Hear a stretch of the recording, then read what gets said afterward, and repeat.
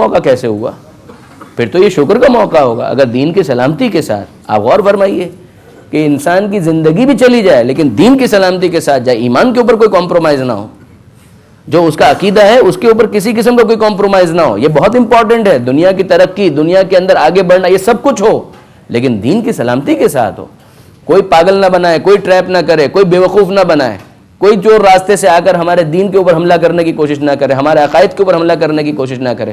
مولا سمجھا رہے ہیں. کیا کسی کو کوئی شک ہو سکتا تھا مولا کے دین کی سلامتی کے بارے میں؟ مگر مولا سوال کر کے یہ بتا رہے ہیں کہ اے ماننے والوں, تمہارا پہلا ٹارگٹ یہ ہونا چاہیے کہ تم اپنے دین کی سلامتی کے بارے میں فکر کرو. مولا فرماتے ہیں ذالک من سلامت من دینی, اللہ کے رسول میرے دین کی سلامتی کے ساتھ ہے. جب تصدیق ہوتی ہے تو کہتے ہیں کہ صبر کا کہاں موقع ہوا, شکر کا موقع ہے. آپ غور فرمائیے, یہی چیز علی اکبر نے بھی کہی تھی, جناب علی اکبر نے بھی کہی تھی. جب امام حسین نے اپنا خواب بتایا, اے بیٹا علی اکبر میں یہ محسوس کر رہا ہوں, میں نے خواب میں دیکھا کہ کوئی کہہ رہا ہے کہ یہ لوگ جا رہے ہیں اور موت ان کے پیچھے پیچھے ہے. تو علی اکبر کا جملہ کیا تھا؟ السنا علی الحق, بابا کیا ہم حق پر نہیں ہے؟ کہا کہ بالکل بیٹا یقیناً ہم حق پر ہے. کہا بابا اس کے بعد ہمیں کیا پرواہ کہ موت ہم پر آ گرے یا ہم موت پر جا گرے, ہمیں کیا اس بات کی پرواہ. یہ علی اکبر علی مرتضیٰ ہی کے تو پوتے ہیں. مولا کائنات ماہ مبارک رمضان 40 ہجری طریقہ کار یہ بنا لیا تھا, واقعات آپ کے سنے ہوئے ہیں.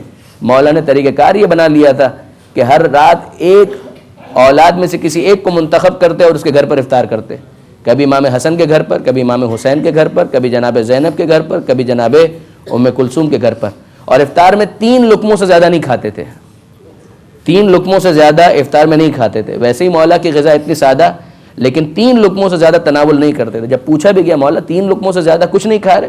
کہا کہ میں نہیں چاہتا کہ خدا سے اس عالم میں ملاقات ہو کہ میرا شکم کھانے سے پر ہو. میں نہیں پسند کرتا اس بات کو. وقت آ چکا ہے, وقت آ چکا ہے, مجھے خبر دی جا چکی ہے.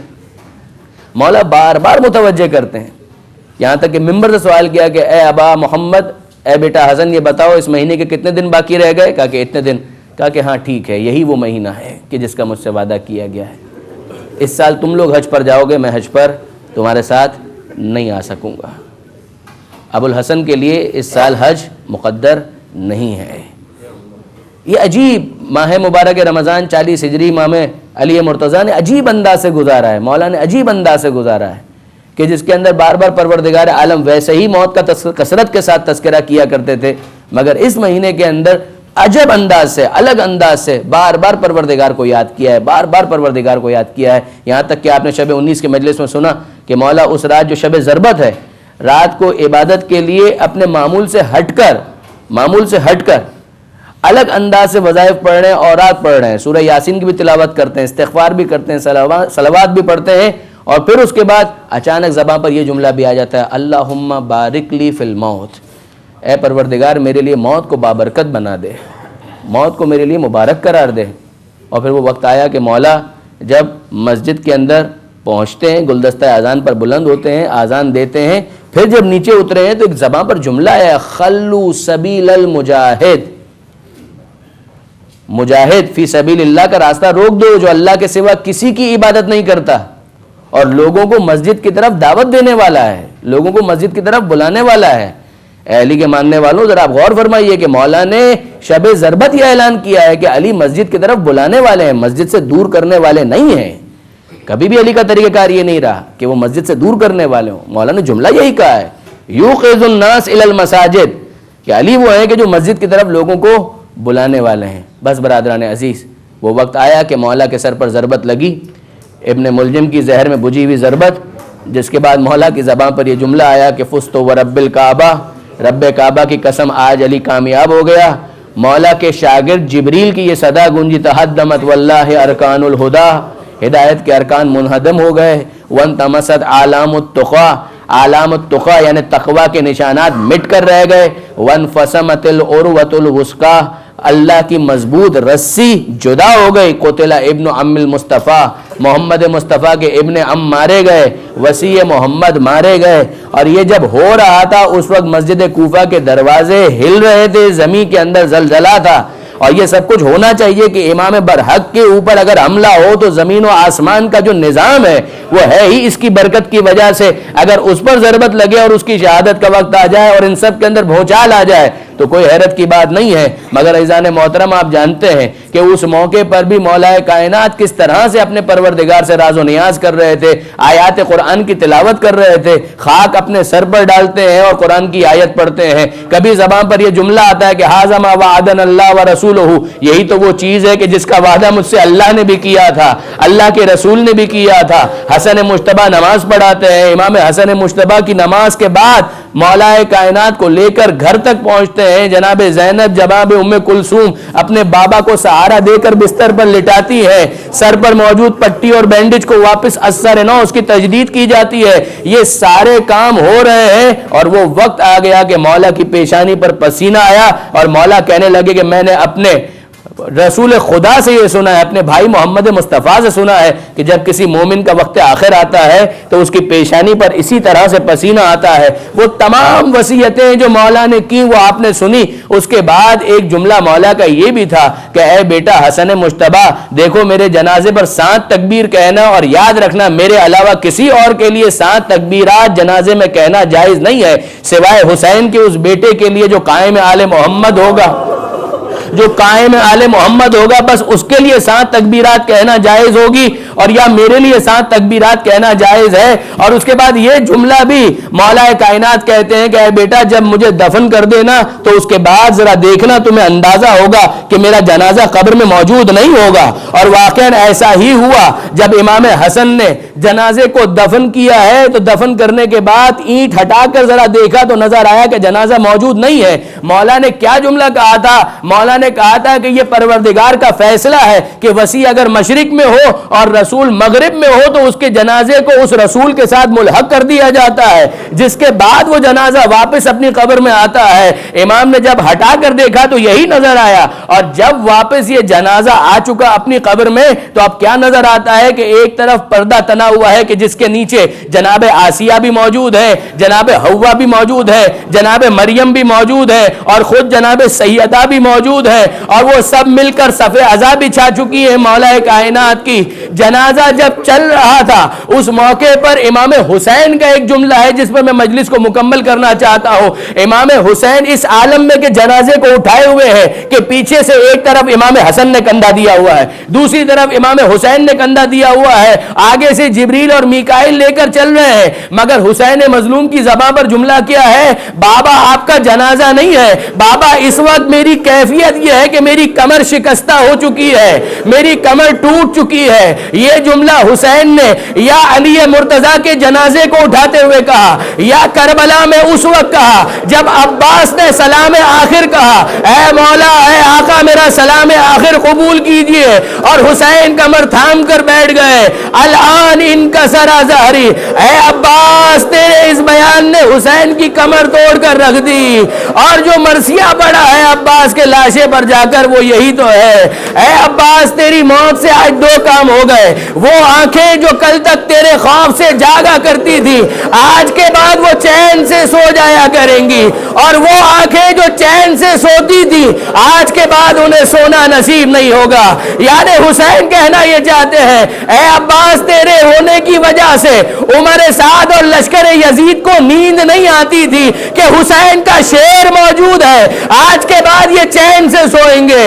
اور زینب و ام کلثوم جو آج تک چین سے سویا کرتی تھی، اے عباس تیرے جانے کے بعد اب نہ زینب کے مقدر میں نیند ہے نہ ام کلثوم کو سکون و اطمینان ہے۔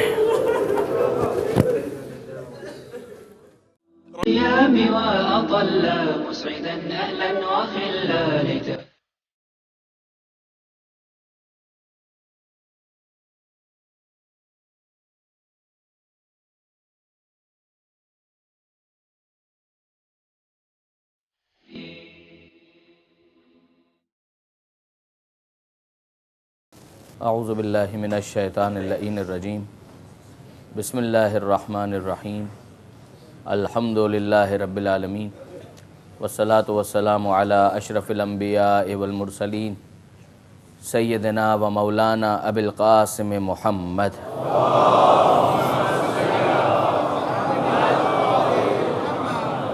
وَأَهْلِ بَيْتِهِ الطَّيِّبِينَ الطَّاهِرِينَ الْمَعْصُومِينَ الْمَظْلُومِينَ المنتجبین المنتخبین المیامین، لا سیما علی الامام المنتظر والحجۃ الثانی عشر.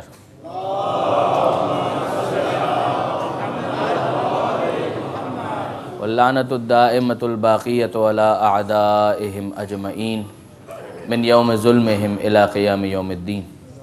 اللہم انا نرغب الیک فی دولۃ کریمہ تعز بها الاسلام واہلہ وتذل بها النفاق واہلہ وتجعلنا فيها من الدعاة إلى طاعتك والغادة إلى سبيلك وترزقنا بها كرامة الدنيا والآخرة. رب اشرح لي صدري ويسر لي أمري واحلل عقدة من لساني يفقهوا قولي واجعلني خالصا لوجهك الكريم يا الله. اللهم العن قتلة أمير المؤمنين صلوات على محمد وعلى محمد. اما بعد فقد قال اللہ سبحانہ وتعالی فی القرآن الحکیم بسم اللہ الرحمن الرحیم هو الذی ينزل على عبده آیات بینات لیخرجکم من الظلمات الی النور وان اللہ بکم لرؤوف الرحیم. صلوات علی محمد وعلی محمد.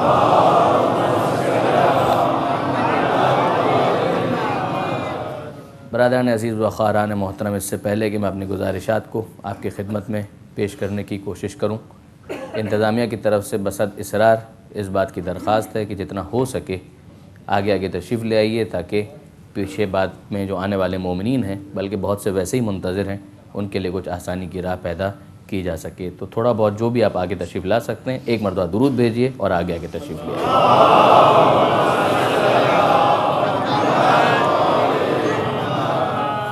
ایک مرتبہ اور درود بھیج دیں محمد و آل محمد.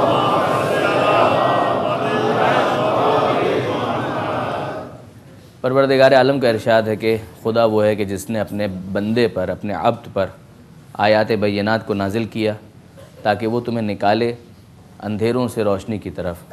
اور یقیناً اللہ اپنے بندوں پر رؤوف بھی ہے اور رحیم بھی ہے. اگر ہم غور کریں تو ہمیں اندازہ ہوگا قرآن مجید کا مطالعہ کرنے سے بھی اور احادیث مبارکہ کا مطالعہ کرنے سے بھی کہ پروردگار عالم کا اپنے بندوں کے ساتھ پہلا تعلق محبت کا تعلق ہے، پہلا تعلق رحمت کا تعلق ہے. پروردگار عالم اپنے بندوں سے محبت ہی کے تعلق کو استوار رکھنا چاہتا ہے. پروردگار عالم نے اس آیت کے اندر بھی آپ نے دیکھا کہ رؤوف اور رحیم ہونے کا حوالہ دیا کہ خدا رؤوف ہے، خدا رحیم ہے. سزا کا جو پہلو ہے وہ بالکل اپنی جگہ پر ہے، مگر سزا کا پہلو دوسرے مرحلے میں ہے، سیکنڈری سٹیج میں ہے. جہاں تک پروردگار عالم کی رحمت کا تعلق ہے، سبقت رحمتہ علی غضبہ، کہ اللہ کی رحمت اس کے غضب کے اوپر یقیناً سبقت رکھتی ہے. اور یہ وہ چیز ہے کہ جسے ہمیں مسلسل قرآن مجید کے اندر بھی متوجہ کیا گیا ہے، اور اس کے علاوہ بھی احادیث کے اندر مسلسل اس حوالے سے توجہ دلائی گئی ہے. اگر ہم دیکھتے ہیں کہ قرآن مجید اسلام کا پہلا ریپریزنٹیٹیو لٹریچر ہے، تو اس کی جو پہلی آیت ہے بسم اللہ الرحمن الرحیم، کہ شروع اللہ کے نام سے جو رحمان ہے رحیم ہے، اس پہلی آیت کے اندر ترتیب تلاوت کے اعتبار سے جو چیز ہمیں دکھائی دیتی ہے وہ رحمانیت کی صفت دکھائی دیتی ہے، رحمیت کی صفت دکھائی دیتی ہے. معصومین کی دعاؤں کے اندر بھی اس حوالے کو بار بار کوٹ کیا گیا. تعقیبات مشترک کو اگر ہم دیکھیں تو اس میں ہمیں ایک دعا نظر آتی ہے جس میں معصوم نے خدا کو مخاطب کرنے کا طریقہ سکھایا. دیکھیے برادران عزیز، یہ شب قدر کی آج رات ہے، اور ظاہر ہے کہ آپ دعاؤں ہی کے اندر مصروف رہیں گے، عبادت کے اندر مصروف رہیں گے، اور مولا کی شہادت کے حوالے سے مسلسل گریہ اور مصائب اور مولا کائنات کے تذکرے میں مصروف رہیں گے. تو ہم اس بات پر توجہ کریں کہ معصومین نے ہمیں کس طرح سے متوجہ کیا ہے. تعقیبات مشترک جس کا میں حوالہ دینا چاہتا ہوں مفاتح الجنان کے اندر آپ کو ملے گی کہ نماز کے بعد جو پڑھنے والی تعقیبات ہیں ان میں مشترک تعقیبات کہ کامن، کہ کسی بھی نماز کے بعد پڑھی جا سکتی ہے. اس کے اندر جو عبارت ہے وہ عجیب ہے، جس میں خدا کو مخاطب کر کے سکھایا ہی جا رہا ہے کہ یہ کہو کہ اللہم ان مغفرتک ارجا من عملی، اے پروردگار مجھے اپنے عمل سے اتنی امید نہیں ہے جتنی تیری مغفرت سے امید ہے. آپ محسوس کر رہے ہیں کہ پروردگار عالم سے تعلق کو کس طریقے سے بنایا جا رہا ہے اور کس طرح سے اس کو مینٹین کیا جا رہا ہے. اے پروردگار یہ عمل تو میں کوشش کر رہا ہوں، مگر میں کہاں، میرا عمل کہاں، میری کیا اوقات کہ میں تیری بارگاہ میں اپنا کوئی عمل پیش کر سکوں. اللہم ان مغفرتک ارجا من عملی، اے پروردگار تیری مغفرت سے مجھے جتنی امید ہے اتنا اپنے اعمال سے امید نہیں ہے. وَإِنَّ رَحْمَتَكَ أَوْسَعُ مِنْ ذَنْبِي، اور میں تو اتنا جانتا ہوں کہ یقیناً تیری رحمت میرے گناہوں سے وسیع تر ہے. اللہم ان کان ذنبی عندک عظیما، اے پروردگار بہت بہت یہی بات ہے نا کہ یہ مان لیا جائے کہ میرے گناہ جو ہیں وہ عظیم ہیں، تو میں بھی قبول کرتا ہوں کہ میرے گناہ عظیم ہیں. اللہم ان کان ذنبی عندک عظیما، اے پروردگار اگر معاملہ یہ ہے کہ میرے گناہ تیرے بارگاہ کے اندر عظیم ہیں، بہت بڑے ہیں، میں تو اتنا جانتا ہوں کہ تیری رحمت میرے گناہوں کے مقابلے میں عظیم تر ہے. وَإِن لَمْ أَكُنْ أَهْلًا أَنْ أَبْلُغَ رَحْمَتَكَ، اور اگر میں اس قابل نہیں کہ آگے بڑھ کر تیری رحمت تک پہنچ جاؤں، فَرَحْمَتُكَ أَهْلٌ أَنْ تَبْلُغَنِي، تو تیری رحمت یقیناً اس قابل ہے کہ مجھ تک پہنچ جائے. وَتَسَعَنِي، اور مجھے اپنے احاطے میں لے لے، لِأَنَّهَا وَسِعَتْ كُلَّ شَيْءٍ، اس لیے کہ اس نے تو ہر شے کو اپنے گھیرے میں لیا ہوا ہے، تو میں کیوں محروم رہ جاؤں گا. یہ آپ غور فرمائیے کہ کیا امید دلائی گئی ہے اور کس طرح سے پروردگار سے راز و نیاز سکھایا گیا ہے کہ خدا سے اس طرح سے بات کرو. یہ خصوصیت سے شب قدر کے حوالے سے میں متوجہ کرنا چاہوں گا کہ پروردگار سے واقعاً انسان کو بات کرنا چاہیے. کہ ہم بہت گنہگار ہیں اس لیے بات نہیں کر سکتے، نہیں، بہت زیادہ گنہگار ہیں اس لیے زیادہ بات کرنے کی ضرورت ہے، اس لیے زیادہ بات کرنے کی ضرورت ہے. ورنہ کون انسان ایسا ہے معصومین کے سوا کہ جنہیں کلین چٹ دے دی جائے اور بالکل یہ کہا جائے کہ وہاں پر کوئی گناہ کا امکان ہی نہیں ہے. ہم دیکھتے ہیں کہ جہاں گناہ کا بالکل امکان نہیں ہے وہاں پر مناجات سب سے زیادہ نظر آتی ہیں، اس لیے کہ احساس عظمت پروردگار بھی سب سے زیادہ انہی کو تھا. درود بھیجئے محمد و آل محمد.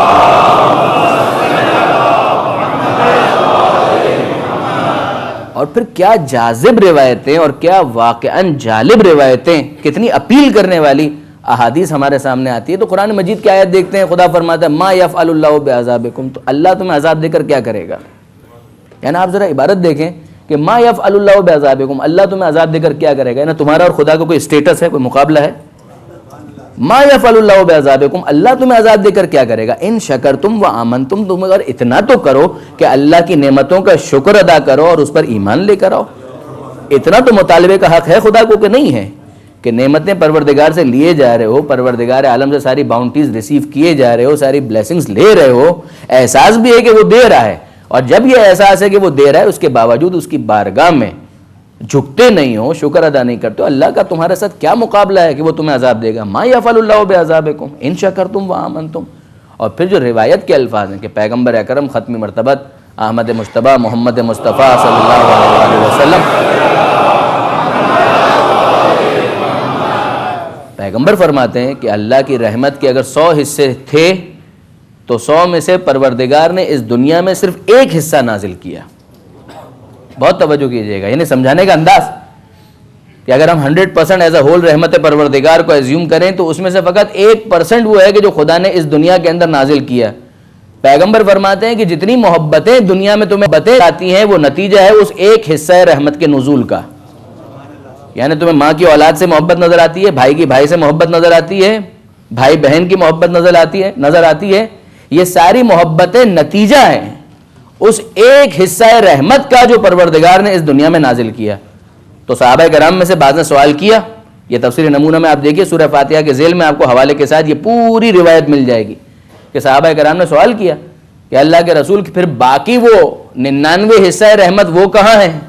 تو پیغمبر نے جواب دیا کہ اسے پروردگار نے ہولڈ کیا ہے میدان قیامت کے لیے کہ جب بندے وہاں پر آئیں گے تو ان 99 حصوں کے ذریعے سے ان سے معاملہ کیا جائے گا. تو پروردگار اپنے بندوں کو معاف کرنا چاہتا ہے، ان سے تقاضا صرف یہ ہے کہ وہ آگے بڑھ کر کوشش کریں. بس کوشش کرنے کے تو ذمہ دار ہم ہیں یا نہیں ہیں. کم سے کم انسان کو اتنا جسور تو نہیں ہونا چاہیے. ہاں، رحمت خدا سے مایوسی کی گنجائش قطعاً نہیں ہے، قطعاً گنجائش نہیں ہے کہ انسان رحمت خدا سے مایوس ہو جائے. یہ تو کافروں والا معاملہ ہے. جو پروردگار عالم کو ماننے والا ہے، محمد و آل محمد سے متمسک ہے، وہ خدا کی رحمت سے مایوس کیسے ہو سکتا ہے؟ وہ قطعاً رحمت خدا سے مایوس نہیں ہو سکتا. یہاں پر میں مناسب سمجھتا ہوں کہ حسن بصری کے ساتھ چوتھے امام زین العابدین علیہ الصلوۃ والسلام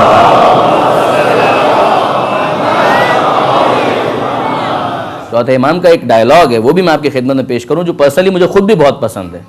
آیت اللہ دستگیب شیرازی نے بھی اپنی ایک کتاب کے اندر اس کو کوٹ کیا، اور ظاہر ہے کہ مختلف کتابوں کے اندر یہ آپ کو ملے گا کہ اس کے اندر کہ حسن بصری نے حج کے موقع پر مکہ معظمہ میں تھے اور ایک تبصرہ کیا. اچھا، حسن بصری ایک صوفی سینٹ، انہوں نے ایک تبصرہ کیا. وہ تبصرہ کیا تھا، وہ کہتے ہیں کہ لیس العجب کل العجب ممن ہلک کیف ہلک، العجب کل العجب ممن نجا کیف نجا. جملہ دیکھیے کیا ہے. وہ فرماتے ہیں مجھے کوئی حیرت نہیں ہوتی، بالکل حیرت نہیں ہوتی. I am not astonished at all. میں بالکل سرپرائز نہیں ہوتا کہ اگر کوئی ہلاک ہو گیا، جہنم میں چلا گیا تو کیسے چلا گیا. مجھے کوئی حیرت نہیں ہوتی ہے، اس لیے کہ دنیا کی رنگینی ہے، نفس کے امارہ کا بہکانا ہے، شیطان کے وسوسے ہیں. اگر کوئی بہک کر اگر جہنم میں چلا گیا، ہلاک ہو گیا، مجھے کوئی حیرت نہیں ہوتی. العجب کل العجب، حیرت ہوتی ہے اور بھرپور حیرت ہوتی ہے تو اس پر ہوتی ہے کہ جو بچا کے جنت میں چلا گیا تو کیسے چلا گیا. حسن بصری کا جملہ کیا ہے کہ مجھے اس پر کوئی حیرت نہیں ہوتی، بالکل حیرت نہیں ہوتی ہے کہ اگر کوئی ہلاک ہو گیا تو کیسے ہلاک ہو گیا. ہلاک ہو ہی جانا چاہیے تھا. نفس امارہ بہکا رہا ہے، شیطان وسوسے ڈال رہا ہے، دنیا کی رنگینیاں ہیں، یہ ساری چیزیں مل کر اگر اسے بہکا دے گا کوئی حیرت نہیں ہوتی. حیرت تو اس پر ہوتی ہے جو بچا کے جنت میں چلا گیا تو کیسے چلا گیا. جب یہ تبصرہ چوتھے امام کے سامنے پیش کیا گیا تو امام نے کہا بالکل غلط کہا حسن بصری نے. حسن بصری نے بالکل غلط کہا، ایسا نہیں ہے. کہا مولا پھر صحیح کیا ہے؟ کہ لیس العجب کل العجب ممن نجا کیف نجا، العجب کل العجب ممن ہلک کیف ہلک. امام فرماتے مجھے کوئی حیرت نہیں ہوتی، بالکل حیرت نہیں ہوتی کہ اگر کوئی بچ کر جنت میں چلا گیا تو کیسے چلا گیا. نفس امارہ کا بہکانا اپنی جگہ پر، شیطان کے وسوسے اپنی جگہ پر، دنیا کی رنگینی اپنی جگہ پر، مگر یہ سب مل کر رحمت خدا کا مقابلہ نہیں کر سکتے. مجھے کوئی حیرت نہیں ہوتی، بالکل حیرت نہیں ہوتی کہ اگر کوئی بچ کر جنت میں چلا گیا تو کیسے چلا گیا. حیرت تو اس بدبخت پر ہے کہ جنت کے علاوہ رحمت خدا سے محروم ہو کر وہ جہنم میں گیا تو کیسے گیا. ہلاک ہونے پر حیرت ہو سکتی ہے، نجات یافتہ ہونے پر کوئی حیرت نہیں ہونی چاہیے. درود بھیجئے محمد و آل محمد.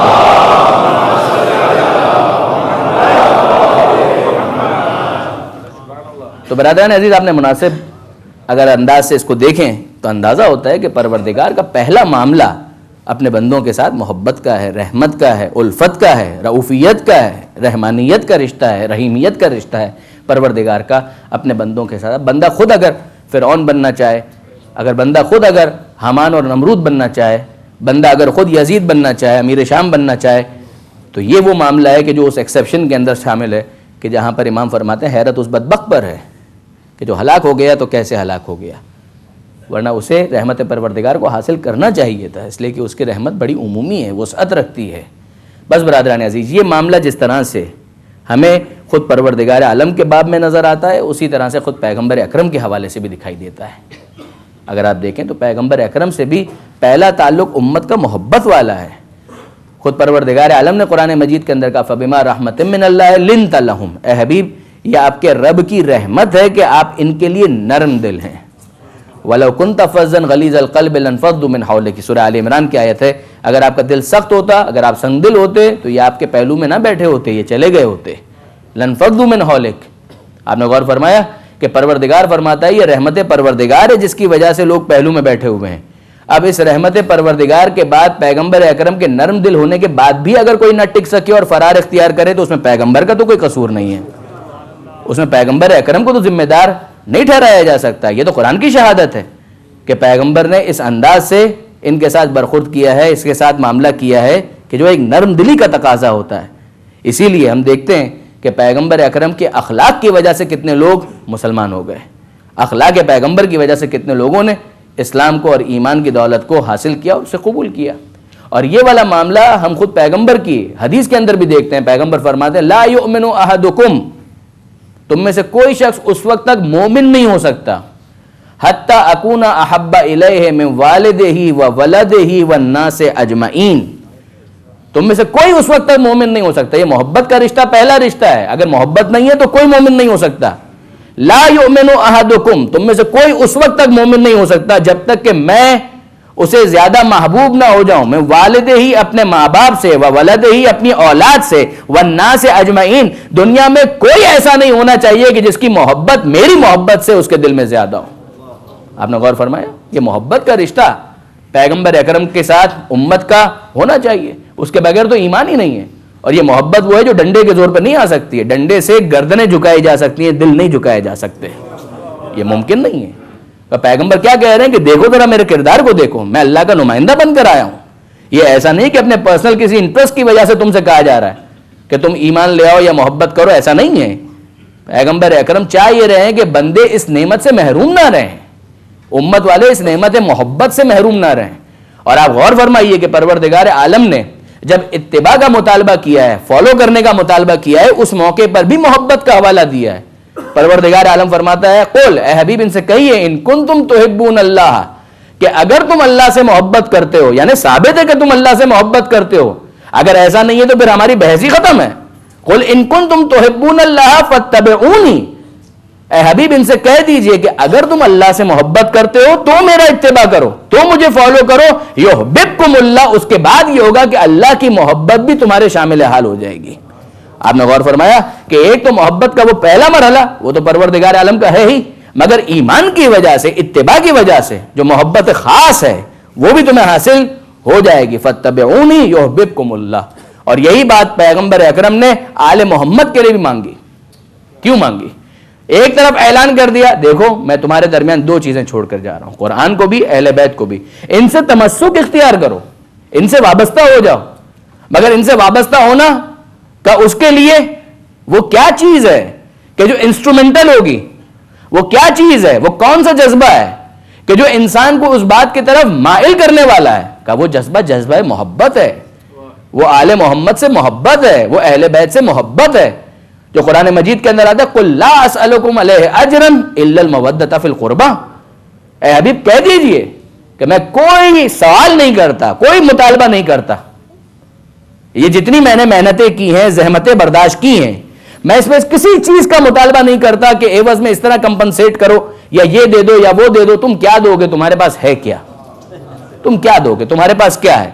لا اسألکم علیہ اجرا الا المودۃ فی القربہ. ہاں میں اگر سوال کرتا ہوں تو اس بات کا کہ میرے اہل بیت سے، میرے قرابت داروں سے محبت کرو، مودت اختیار کرو. اور باقاعدہ جب سوال کیا کہ وہ کون ہے تو باقاعدہ پیغمبر اس کو مینشن کرتے ہیں کہ میری مراد علی، فاطمہ، حسن اور حسین ہے.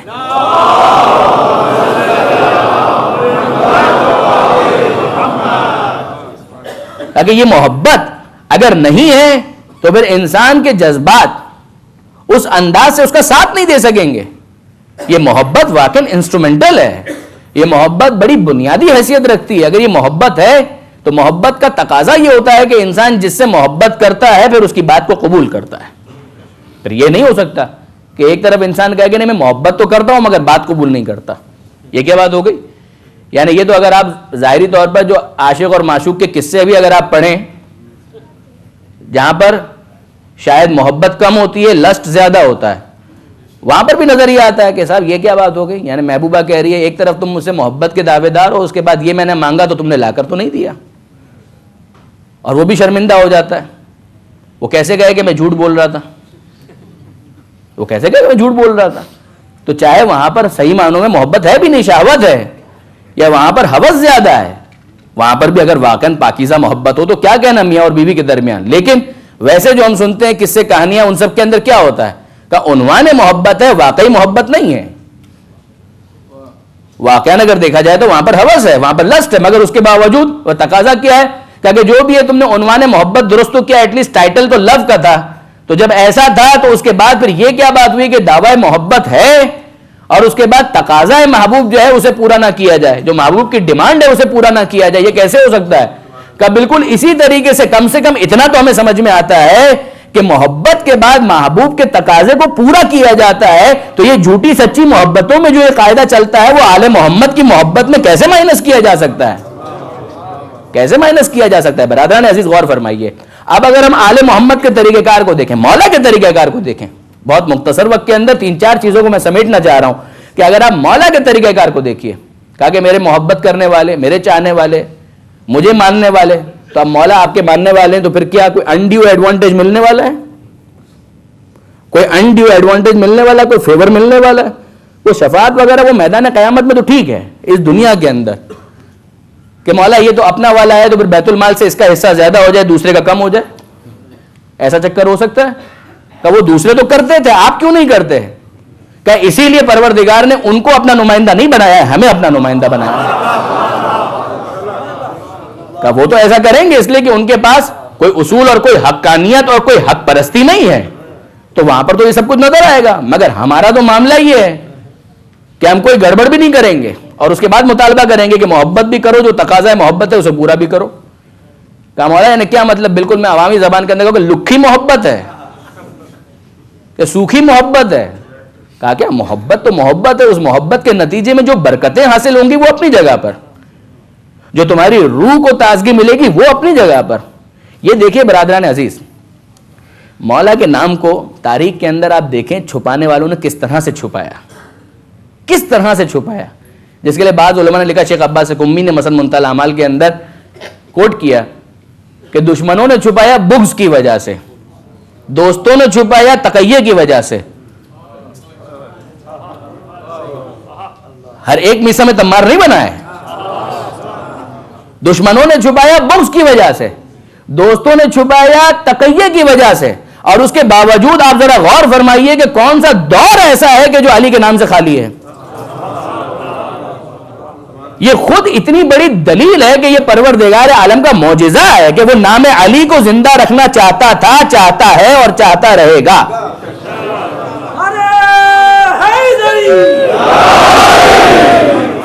جو دل سے پکارے گا وہ دل کی مراد پائے گا. نعرے حیدری.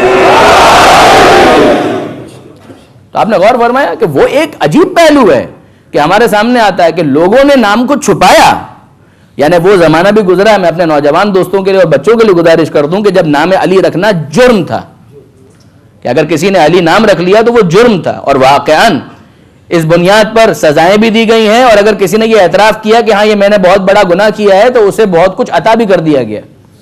حجاج بن یوسف کے زمانے میں ایک شخص آ کر کہتا ہے, روتے ہوئے کہتا ہے کہ میرے ماں باپ نے مجھ پر بڑا ظلم کر دیا. کہا کیا ظلم کر دیا؟ کہ میرا نام علی رکھ دیا. کہا کہ تو نے بالکل صحیح ظلم کی نشاندہی کی ہے, فلاں جگہ گورنر تجھے بنایا جاتا ہے. یہ بھی ہوا ہے کہ دشمنوں نے بغض کی وجہ سے مولا کے نام کو چھپایا, دوستوں نے تقیہ کی وجہ سے, جس کی گنجائش شریعت کے اندر ہے, کہ مولا کے نام کو چھپایا.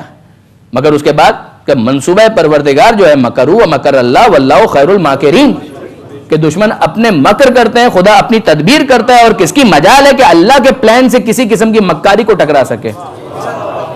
کیسے ہو سکتا ہے کہ نام علی جو ہے وہ تو باقی رہنے کے لیے ہے. اب مولا سے سوال یہ کہ مولا ہم آپ کے ماننے والے سب کچھ ہیں, تو اب کیا ہوگا؟ آپ کا زمانہ خلافت ہوگا تو پھر سارے کچھ فیور ویور کچھ اس قسم کا کچھ مل جائے گا؟ کہ کچھ بھی نہیں ملے گا, کچھ بھی نہیں ملے گا. کہ مولا کا بس جس طرح دوسروں کو ملے گا وہ سب تم کو بھی ملے گا, وہ سب تم کو بھی ملے گا. اور تمہاری محبت کا امتحان اسی میں ہے کہ اس کے بعد تم کتنی محبت کرتے ہو. یہ تو نیگیٹو ٹیکٹکس ہیں کہ اس کو نواز دو, اس کو دے دو, اس کو اس طرح سے برائب کر دو, اس طرح سے اس کو رشوت دے دو. کہا کہ یہ طریقہ ہمارے پاس نہیں ہے. اگر ہماری محبت کو قبول کرنا ہے, ہمیں قبول کرنا ہے, تو حق کی وجہ سے قبول کرو. پھر وہ تمام تر دوسری چیزیں ہیں, تمہاری دعائیں قبول ہوں گی ان کے وسیلے سے, پروردگار کی قربت حاصل ہوگی ان کے وسیلے سے, وہ سب اپنی جگہ پر. تمہارے مال دنیا کے اندر برکت آئے گی ان کے وسیلے سے, وہ سب اپنی جگہ پر ہوگا. مگر تم اگر کہو کہ بیت المال سے کچھ ایڈیشنل مل جائے, کچھ نہیں ملنے والا. اور ہمیں اور آپ کو کیا عقیل کو نہیں ملا؟ آپ جانتے ہیں کہ جناب عقیل ابن ابی طالب, اور وہ آئے مولا کائنات کے پاس جبکہ ظاہری خلافت کا زمانہ تھا. اب ذرا دیکھیے پرانا جو طریقہ کار ہے اس کو دیکھے ہوئے ہیں کہ کس طریقے سے اقربا پروری ہوا کرتی تھی, کس طرح سے نوازا جاتا تھا. بنو امیہ کو کیا کچھ نہیں دے دیا گیا. تو کبھی کبھی ہوتا ہے نا کہ ٹھیک ہے اب تو اپنا دور آیا, اب تو اپنا دور آیا, تو اب وہ آ گئے اور انہوں کے ذہن میں یہ ہوگا. اب دیکھیے مولا ان کو کس طرح سے سمجھاتے ہیں, یہ بھی امپورٹنٹ ہے کہ بھائی ہیں. اور آتے ہیں کوفہ کے اندر, شہید مطہری نے اسے اپنی کتاب داستان راستان کے 2 والیوم کے اندر بھی نقل کیا اس کی اہمیت کی وجہ سے. بحر الانوار کے اندر تو بہرحال یہ روایت ہے ہی کہ, اور اس کا عنوان رکھا علی کے مہمان عقیل, علی کے مہمان عقیل. حضرت عقیل ابن ابی طالب تشریف لائے مولا کے گھر پر دارالامارہ میں, اور چھت پر بیٹھے ہوئے ہیں. جب وہ تشریف لائے تو امام حسن کو اشارہ کیا مولا نے. امام حسن نے اپنی پرسنل پراپرٹی میں سے ایک لباس گفٹ کے طور پر اپنے چچا کو دیا, اور اب اس کے بعد یہ کوفہ کے دارالامارہ اس کی چھت پر دونوں بیٹھے ہوئے ہیں. یعنی مولا کائنات بھی تشریف فرمائے, جناب عقیل ابن ابی طالب بھی بیٹھے ہوئے, دونوں بیٹھے ہوئے ہیں, اور گفتگو ہو رہی ہے, مختلف باتوں کو ڈسکس کیا جا رہا ہے. کھانے کا وقت ہو گیا تو کھانا لگایا گیا. اب جناب عقیل یہ سمجھ رہے تھے کہ بہرحال خلیفہ کا دسترخوان ہے. اب یہ صرف بھائی والا معاملہ تو نہیں, خلیفہ کا دسترخوان ہے. اور اس سے پہلے خلفاء کے دسترخوان کیسے ہوا کرتے تھے؟ کہا کہ کچھ ایسا کلرفل ڈائننگ ٹیبل ٹائپ کا کچھ ہوگا, کچھ 10-15 ڈشز ہوں گی, کچھ بوفے ووفے لگا ہوگا, کچھ پتہ چلے گا کہ ہم واقعاً کسی رولر کے پاس آئیں, مگر وہ اتنی سمپل غذائیں جو مولا کھاتے تھے اس میں شاید کچھ 2-4 چیزوں کا اضافہ کر دیا ہوگا. مثلا مولا کیا کھاتے تھے؟ جو کی روٹی, نمک, ہو سکتا ہے کہ ایک آدھ اور چیز رکھ دی ہو. مثلا مجھے نہیں معلوم, جو کی روٹی جگہ بولا گندم کی روٹی بنا دو بھائی, آج اکیلا آئے ہیں, گندم کی روٹی بنا دو, اکیلا آئے ہیں. ہو سکتا ہے کہ کوئی ایک آدھ شربت وربت رکھ دیا ہو اور کہا لیجیے تناول کیجیے بسم اللہ. تو انہوں نے کہا کہ بس یہی کھانے میں ہے. کہا کہ یہی کھانے میں. تو مولا جواب دیتے ہیں کہ کیا یہ اللہ کی نعمتیں نہیں ہیں؟ میں تو انہیں بھی پروردگار کی نعمتیں سمجھتا ہوں, یہ خدا کا احسان ہے. تو جناب عقیل فرماتے ہیں کہ اچھا ٹھیک ہے, اس کا مطلب یہ ہے کہ جو کچھ کہنا سننا ہے جلدی جلدی کر لوں اور اس کے بعد اپنی راہ لوں. کہا فرمائیے کیوں تشریف لائے اور کیسے تشریف لائے؟ ویسے تو آپ کے بھائی کے حوالے سے ملاقات کا ایک بہانہ تو ہے, حوالہ تو ہے, مگر کیسے آنا, وہ کوئی خاص حوالہ؟ کہا کہ ہاں. کہا مجھ پر کچھ قرض ہے. کہا کتنا قرض ہے؟ کہا 1 لاکھ درہم. میں چاہتا ہی ہوں کہ 1 لاکھ درہم جو میرے پاس میرے اوپر قرض ہے, پبلک ٹریجری بیت المال, تم حکم دو کہ اس سے یہ میرا قرضہ ادا کر دیا جائے اور میں اس طرح سے سکھ میں آ جاؤں, تھوڑا راحت میں آ جاؤں, تھوڑا ریلیف مجھے مل جائے. تو مولا نے فرمایا اوہو یہ تو بہت بڑی اماؤنٹ ہے, 1 لاکھ درہم, یہ تو بہت بڑا اماؤنٹ ہے. اچھا ٹھیک ہے, کام کرتے ہیں, تھوڑا سا بھی یہ پیمنٹ کا ٹائم آئے گا, سیلری ویلری ملے گی تو جو میرا حصہ ملے گا اس میں سے میں کچھ حصہ آپ کو دے دوں گا, اور یقین جانیے کہ میں پورے کا پورا آپ کو دے دیتا, لیکن میری اپنی فیملی کی کچھ ضروریات ہیں, ورنہ میں پورے کا پورا آپ کو دے دیتا. بھائی کا حق ہے, ظاہر ہے وہ مجھے ادا کرنا ہے, تو میں اپنے حق میں سے یقیناً آپ کو دوں گا, لیکن یہ ہے کہ ابھی تھوڑا وہ تنخواہ کا وقت آ جائے, اس کے بعد پھر میں آپ کو دے دوں گا. عقیل کہتے ہیں کہ یہ کیا تم مجھے تنخواہ کا حوالہ دے رہے ہو؟ یہ کیا مجھے تم تنخواہ کا حوالہ دے رہے ہو؟ تنخواہ کا وقت آئے گا, جب یہ پیمنٹ کا ٹائم آئے گا. ارے تم اس وقت خلیفہ ہو, پبلک ٹریجری تمہارے ہاتھ میں ہے, بیت المال تمہارے ہاتھ میں ہے, تم اس میں سے آرڈر کرو کہ یہ ڈیٹ جتنا بھی ہے اس کو رائٹ آف کر دیا جائے, بات ختم. اللہ اللہ خیر صلی اللہ, یہ کیا لگا رکھا ہے کہ اتنی تنخواہ ملے گی اس میں سے یہ حصہ دے دوں گا؟ مولا فرماتے ہیں کہ اے عقیل, بیت المال میں کتنا مال پڑا ہے اس سے تمہارا یا میرا کیا تعلق ہے؟ اس سے تمہارا یا میرا کیا تعلق ہے؟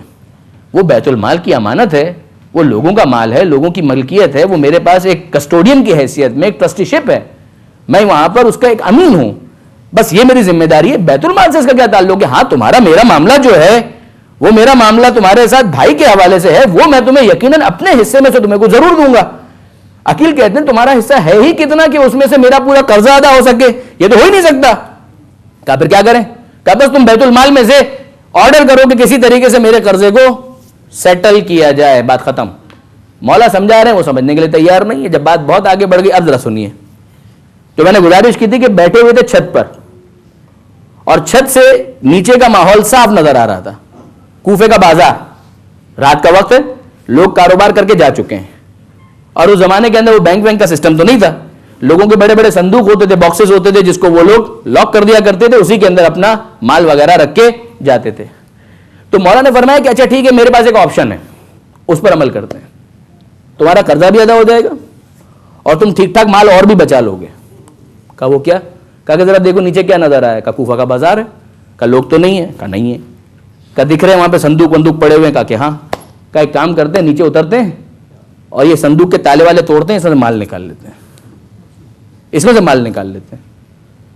تو عقیل کہتے ہیں یہ صندوق کن کے؟ کہا ان تاجروں کے. کہا کہ اے علی تم مجھے کیسا مشورہ دے رہے ہو, تم مجھے کیسا مشورہ دے رہے ہو؟ یہ بیچارے وہ تاجر ہیں جو صبح سے شام تک محنت کرتے ہیں, اللہ پر توکل کر کے اپنا مال یہاں پر چھوڑ کر جاتے ہیں کہ کل انہیں محفوظ ملے گا, اور تم مجھ سے یہ چاہ رہے ہو کہ میں ان کے صندوقوں کو توڑ کر ان میں سے ان کا مال چرا لوں, تم مجھے چوری کا مشورہ دے رہے ہو.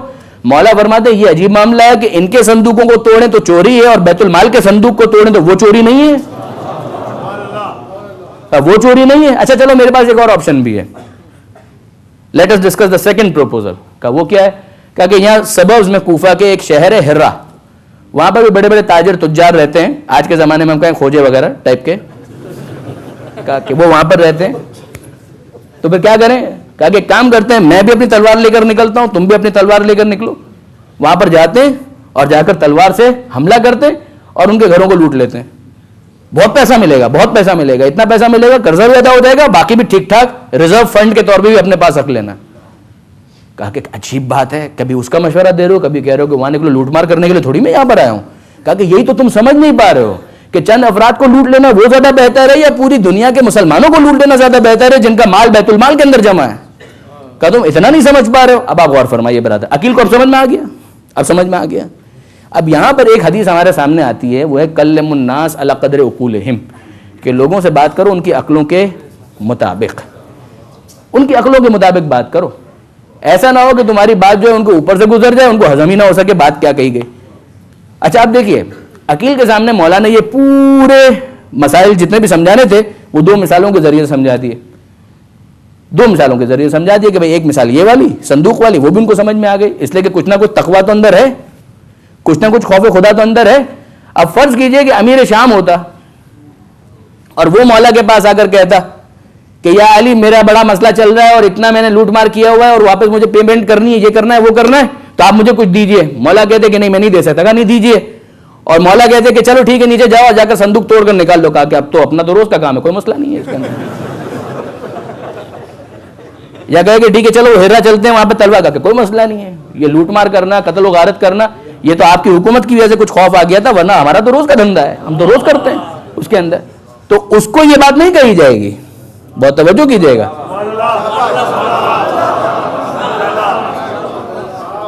سمجھانے کے لیے جب اس مثال کا انتخاب کیا جائے گا تو مخاطب کو پہلے دیکھا جائے گا کہ آڈینس کون سی ہے. اگر آڈینس کسی گمراہ مومن کی ہے تو اس کو سمجھانے کا انداز مختلف ہوگا, اگر آڈینس ڈاکوؤں کی ہے تو ان کو سمجھانے کا انداز مختلف ہوگا. درود بھیجئے محمد و آل محمد.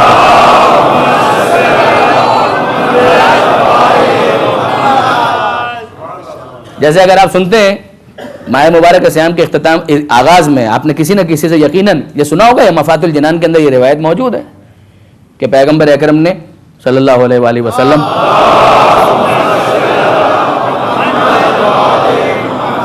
کہ پیغمبر اکرم نے دیکھا کہ ایک خاتون ہے اور روزے کی حالت میں گالیاں دے رہی ہے, گالم گلوچ کر رہی ہے. تو پیغمبر اکرم نے کیا کہا کہ اس کو بلاؤ. بلایا اور اس کے سامنے کھانا رکھ دیا, کہا کہ کھانا کھاؤ کھانا کھاؤ.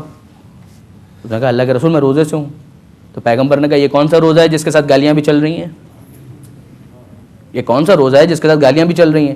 یعنی یہ وہ عورت تھی جس کو سمجھانا تھا کہ دیکھو گالیاں دینے سے تم اپنے روزے کو خراب کر رہی ہو, اور یہ بھی پتا تھا کہ اگر اس کے سامنے کھانا رکھا جائے گا تو وہ کہے گی کہ میں روزے سے ہوں, ورنہ اگر کوئی گڑبڑ ماننے والا ہو اور اس کے سامنے کھانا رکھا جائے, کہا تو اللہ کے رسول نے بھی بول دیا کھاؤ, کیا تو اللہ کے رسول نے بھی بول دیا کہ کھاؤ, تو ہم کھا رہے ہیں, گالیاں بھی دے دی, روزہ بھی کھا گئے اور کھانا بھی کھا لیا. لیکن کہا کہ نہیں یہ قابل قبول نہیں ہے, دیکھا جائے گا کہ سامنے کون ہے. کوئی ایسا ہے کہ جو یہ سننے کے بعد شوق میں آئے گا اور اس کے بعد ایک دوسرا سوال کرے گا, تو پھر اس کو اس طرح سے سمجھایا جائے.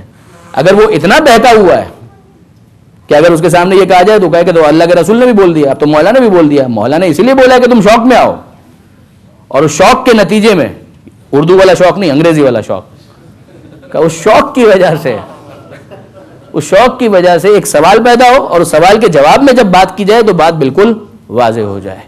بس برادران عزیز, اگر آپ دیکھیں تو مولا نے خود ابن ملجم سے بھی یہ بات کہی تھی. کیا بات ہے واقعا, تو مولا کا کلام ہے. آپ نے علماء سے سنا ہوگا کہ ابن ملجم سے بھی مولا نے گفتگو کی تھی بیعت کرنے کے لیے. جب آیا تھا تو یہ کہا تھا بیعت توڑے گا تو نہیں, اے ابن ملجم بیعت توڑے گا تو نہیں. کہا کہ نہیں توڑوں گا. 2-3 دفعہ پوچھا بیعت توڑے گا تو نہیں, کہا کہ نہیں توڑوں گا. جب وہ چلا گیا تو اس موقع پر مولا نے کہا کہ یہ بیعت توڑے گا بھی مجھے قتل بھی کرے گا, یہ بیعت توڑے گا بھی قتل بھی کرے گا. اور کسی نے پوچھا کہ مولا پھر اسے آپ گرفتار کیوں نہیں کرتے, اسے گرفتار کیوں نہیں کرتے. تو مولا نے جواب دیا کہ ابھی تو اس نے کچھ کیا ہی نہیں, تو گرفتار کس وجہ سے کیا جائے. قتل فی المحراب لشدت عدلہ, یہ وہ علی ہیں جسے محراب میں ان کے عدل کی شدت کی وجہ سے انہیں قتل کیا گیا. ابھی تو اس نے کچھ نہیں کیا, کس وجہ سے اسے گرفتار کر لوں, کس وجہ سے اسے قتل کر دوں. ابن ملجم نے جب تیاری کی ہے مولا کو ضربت لگانے کی, دیکھیے ضربت کے بعد کسی نے ابن ملجم سے آ کر یہ کہا کہ تجھے معلوم ہے خوش ہونے کی ضرورت نہیں ہے, مولا شفا پا جائیں گے, مولا انشاءاللہ اچھے ہو جائیں گے, صحت خوب ہو جائے گی, ریکوری ہو جائے گی, تجھے خوش ہونے کی ضرورت نہیں ہے. ابن ملجم نے کہا کہ اگر واقعا ایسا ہی ہے تو ابن کلثوم, ام کلثوم اور زینب کس پر آنسو بہا رہی ہیں. یہ تلوار جس سے میں نے ضربت لگائی ہے یہ 1000 درہم میں خریدی, 1000 درہم کے زہر سے اسے سیراب کیا, اور وہ زہر اتنا قاتل زہر تھا کہ اگر پورے کوفہ میں تقسیم کر دوں، مغرب و مشرق میں تقسیم کر دوں تو سب کے سب مر جائیں. بڑے اہتمام کے ساتھ قتل کرنے کے لیے آیا ہے ابن ملجم. دیکھیے برادران عزیز، جب ضربت لگی ہے تو ایک جملہ مولا کا تھا کہ فزت ورب الکعبہ، کہ رب کعبہ کی قسم آج علی کامیاب ہو گئے. اور محبت کرنے والے جبریل کی صدا تھی کہ تہدمت واللہ ارکان الہدا. جبریل کی صدا، جبریل نادى فی السماء تہدمت واللہ ارکان الہدا. آج ہدایت کے ارکان، ہدایت کے ستون منہدم ہو گئے. وانتمست اعلام التقیٰ، اور تقوی کے نشان مٹ کر رہ گئے. وانفصمت العروۃ الوثقیٰ، اور عروۃ الوثقیٰ الہی وہ مضبوط رسی جو تھی وہ ٹوٹ گئی. قتل ابن عم المصطفیٰ، محمد مصطفیٰ کے ابن عم کو قتل کر دیا گیا. محمد مصطفیٰ کی وصی کو قتل کر دیا گیا. میں نے کل گزارش کی تھی آپ کی خدمت میں کہ جب مولا گھر کے قریب آئے تو اپنے چاہنے والوں کو بھجوا دیا، اور اس کے بعد جب گھر میں لے جایا گیا، مجھے نہیں معلوم یہ کیفیت دیکھ کر جناب زینب کے دل پر کیا گزری. جناب ام کلثوم کے احساسات کو کوئی کیسے بیان کر سکتا ہے؟ کیسے بیان کر سکتا ہے کہ ان دلوں پر کیا گزر گئی؟ مولا کائنات کو بستر پر لٹایا گیا، تکیوں کا سہارا دیا گیا، زخم کو باندھا گیا تھا، مزید باندھا گیا. ایک زرد پٹی، ایک یلو کلر کا بینڈیج تو جو تھا وہ مولا کے سر پر باندھا گیا تھا. زخم بہت گہرا تھا، وہ بینڈیج باندھا گیا تھا. مولا کے باقی چاہنے والے جا چکے تھے، کچھ وہ تھے کہ جو برداشت نہیں کر پا رہے تھے. ان میں ایک اسبق بن نباتہ بھی ہیں. اسبق بن نباتہ، یہ مولا کے چاہنے والے نہیں برداشت کر پا رہے، نفس کنٹرول میں نہیں آ رہا ہے. حالانکہ حکم دے چکے ہیں مولا کہ چلے جاؤ، نہیں کنٹرول کر پا رہے. اور جب یہ سنا مولا کائنات کے بارے میں، اندر سے رونے کی آوازیں آ رہی ہیں. اسبق بن نباتہ کی آواز گریہ بھی بلند ہو گئی.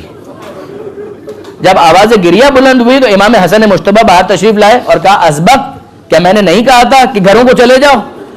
کہا کہ مولا آپ نے تو کہہ دیا تھا، مگر میں اپنے آپ کو کنٹرول نہیں کر پا رہا. ایک مرتبہ مولا کی جھلک دکھا دیجئے.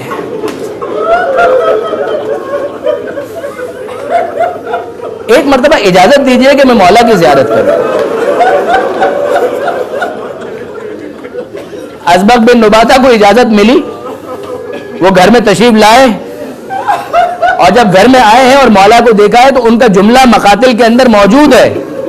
وہ یلو کلر کا بینڈیج دیکھنے کے بعد اور مولا کے چہرے کو دیکھنے کے بعد کہ جس سے خون اتنا بہہ چکا تھا کہ چہرہ زرد ہو چکا تھا، وہ کہتے ہیں مجھے سمجھ نہیں آ رہا تھا کہ کس کا رنگ زیادہ زرد ہے، اس بینڈیج کا یا مولا کے چہرے کا.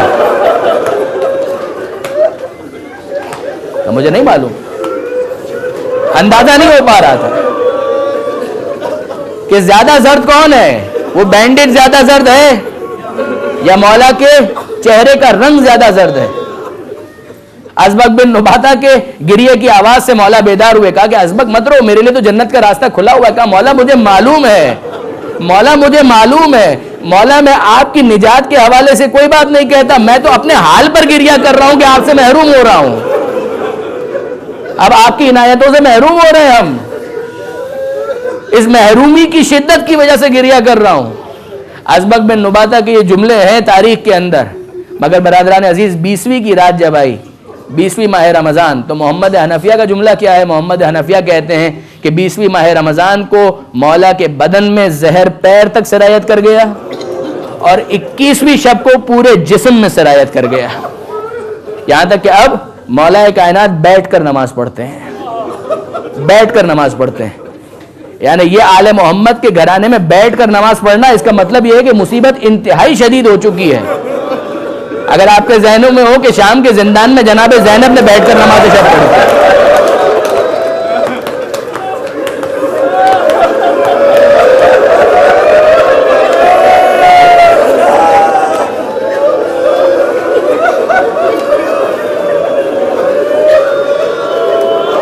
جب کسی نے کیا چوتھے امام نے سوال کیا کہ بھمی اماں آپ نے تو عاشور کی رات بھی بیٹھ کر نماز نہیں پڑھی.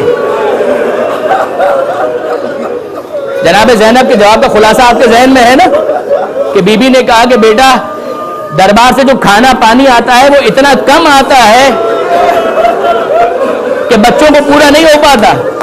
میں اپنے حصے کا کھانا اور پانی بھی انہیں دے دیتی ہوں کہ میرا باقر کچھ اور کھا لے, میری سکینہ کچھ اور کھا لے. اور اب کمزوری اتنی آ چکی ہے کہ زینب کھڑے ہو کر نماز نہیں پڑھ سکتی. وہ زینب ثانی زہرا اور یہ خود مولا کائنات بیٹھ کر نماز پڑھ رہے ہیں. وصیتیں کی, ان وصیتوں کا ایک حصہ میں کل آپ کی خدمت میں پیش کر چکا. وصیتوں کے بعد ایک وہ وقت بھی آیا کہ جب مولا نے ایک ایک کا ہاتھ امام حسن کے ہاتھ میں دینا شروع کیا. اے بیٹا حسن, اب تم امام ہو, سب کے والی اور وارث تم ہو, سب کے سرپرست تم ہو. ایک ایک کا ہاتھ امام حسن کے ہاتھ میں دیا. کچھ دیر کے لیے غنود کی طاری ہوئی. جب واپس بیدار ہوئے تو سنا کسی بی بی کے رونے کی آواز آ رہی, اور مولا کہتے ہیں کہ ابھی تو میں زندہ ہوں, یہ کون بی بی ہے جو رو رہی ہے؟ کہا کہ یہ ام البنین ہے کہ جن کے صدائے گریہ کو آپ سنتے ہیں.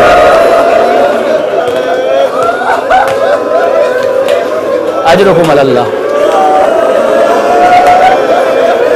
اجرکم اللہ. کہ یہ ام البنین ہے کہ جن کی گریے کی آواز آپ کو سنائی دے رہی ہے. مولا فرماتے ام البنین کو بلاؤ. کہا اے ام البنین, کس بات پر گریہ ہے؟ کہا کہ مولا آپ نے میرے عباس کو اس قابل نہ سمجھا کہ حسن کے ہاتھ میں ان کا ہاتھ بھی تھے. مولا امیر المومنین کہتے ہیں اے ام البنین عباس کو بلاؤ, اور پھر کہتے ہیں حسین قریب آؤ. عباس کا ہاتھ لے کر حسین کے ہاتھ میں رکھتے ہیں اور یہ جملہ کہتے ہیں اے عباس, آج کے بعد اسے بھائی نہ سمجھنا, آقا سمجھنا. ارے حسین, اسے بھائی نہ سمجھنا, غلام سمجھنا.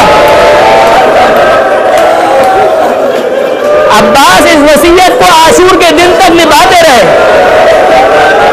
عاشور کے دن تک نبھاتے رہے.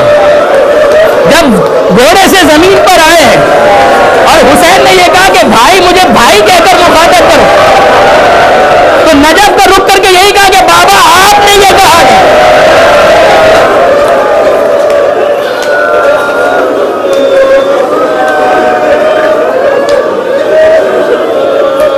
کہ بابا آپ نے یہ وصیت کی تھی. میں مختصر کروں کہ مولا کائنات کی وصیتیں تھوڑا اور آگے بڑھتی ہیں. اے بیٹا حسن, اس کافور کے بچے ہوئے حصے سے مجھے حنوت کرنا ہے جو پیغمبر کے لیے جنت سے نازل ہوا تھا. اے بیٹا حسن, جب میرا جنازہ تیار ہو جائے تو آگے سے مت اٹھانا, فقط پیچھے سے اٹھانا. آگے سے جبریل اور میکائیل خود اٹھائیں گے. جبریل اور میکائیل آگے سے اس تابوت کو کاندھا دیں گے. اے بیٹا, جہاں پر وہ تابوت رک جائے وہیں پر مجھے دفن کرنا. وہاں پر میرے جج جناب نوح علیہ السلام نے میرے لیے قبر کو تیار کیا ہوا ہے. جب مولا یہ وصیتیں کر رہے تھے, ایک وقت وہ آیا کہ پیشانی پر پسینہ آ گیا اور مولا نے اپنے پیروں کو دراز کر کے کہا اشہد ان لا الہ الا اللہ و اشہد ان محمدن عبدہ و رسولہ. یہ کہہ کر روح پرواز کر گئی اور جیسے ہی اس دنیا سے رخصت ہوئے, زینب ہائے بابا کہہ کر گری. ام کلثوم نے ماتم شروع کیا. مگر عزاداروں, مجھے بتاؤ کہ جب زینب گر رہی تھی تو ایک طرف سے حسن آگے بڑھے ہوں گے, ام کلثوم گر رہی تھی, ایک طرف سے حسین آگے بڑھے ہوں گے. بہنوں کو بھائیوں نے سنبھالا ہوگا. یہ محمد مصطفیٰ کے گھرانے میں یتیمی کا ایک انداز ہے کہ جب باپ اس دنیا سے جائے تو بھائی آگے بڑھ کر بہنوں کو سنبھالتے ہیں. مگر ہمارا سلام ہو کربلا کی اس یتیمہ پر, اس سکینہ پر ہمارا سلام ہو کہ جب یتیمی آئی ہے تو بھائی آگے بڑھ کر سہارا دینے کے قابل بھی نہیں ہے. سید سجاد غش میں پڑے, مولا کا جنازہ تیار ہوا. حنوت کے لیے اسی کافور کو استعمال کیا گیا, حنوت دیا گیا. اور اب جب جنازہ تیار ہوا ہے, پیچھے سے ایک طرف حسن مجتبیٰ نے کاندھا دیا, دوسری طرف حسین کاندھا دیتے ہیں.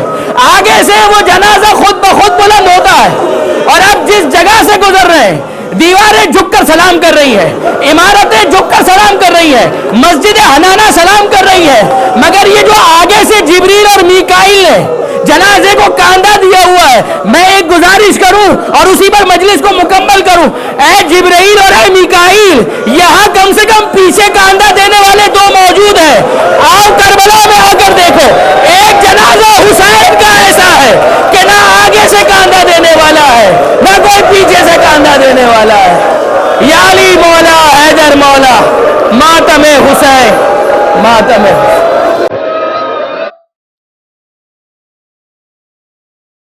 أطل مصيدا أهلا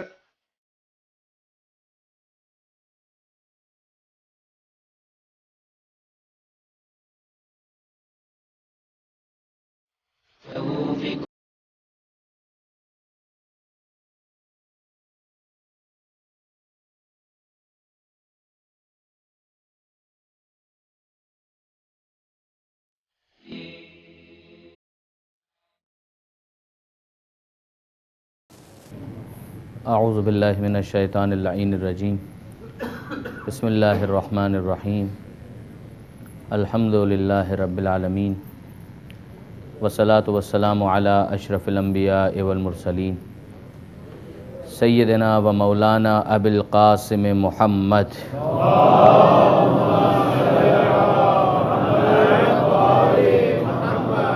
واہل بیتہ الطیبین الطاہرین المعصومین المظلومین المنتجبین المنتخبین المیامین لا سیما علی الامام المنتظر والحجۃ الثانی عشر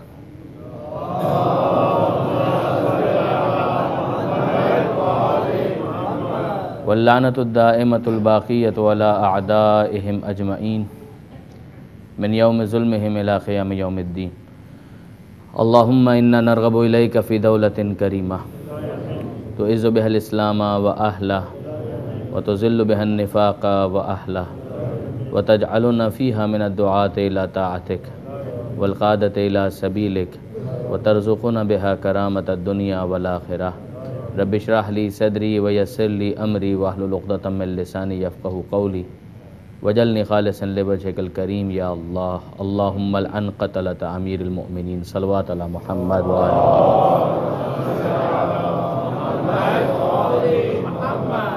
اما بعد فقد قال اللہ سبحانہ وتعالی فی القرآن الحکیم بسم اللہ الرحمن الرحیم هو الذی ينزل على عبده آیات بینات لیخرجکم من الظلمات الی النور صلوات علی محمد وآل محمد۔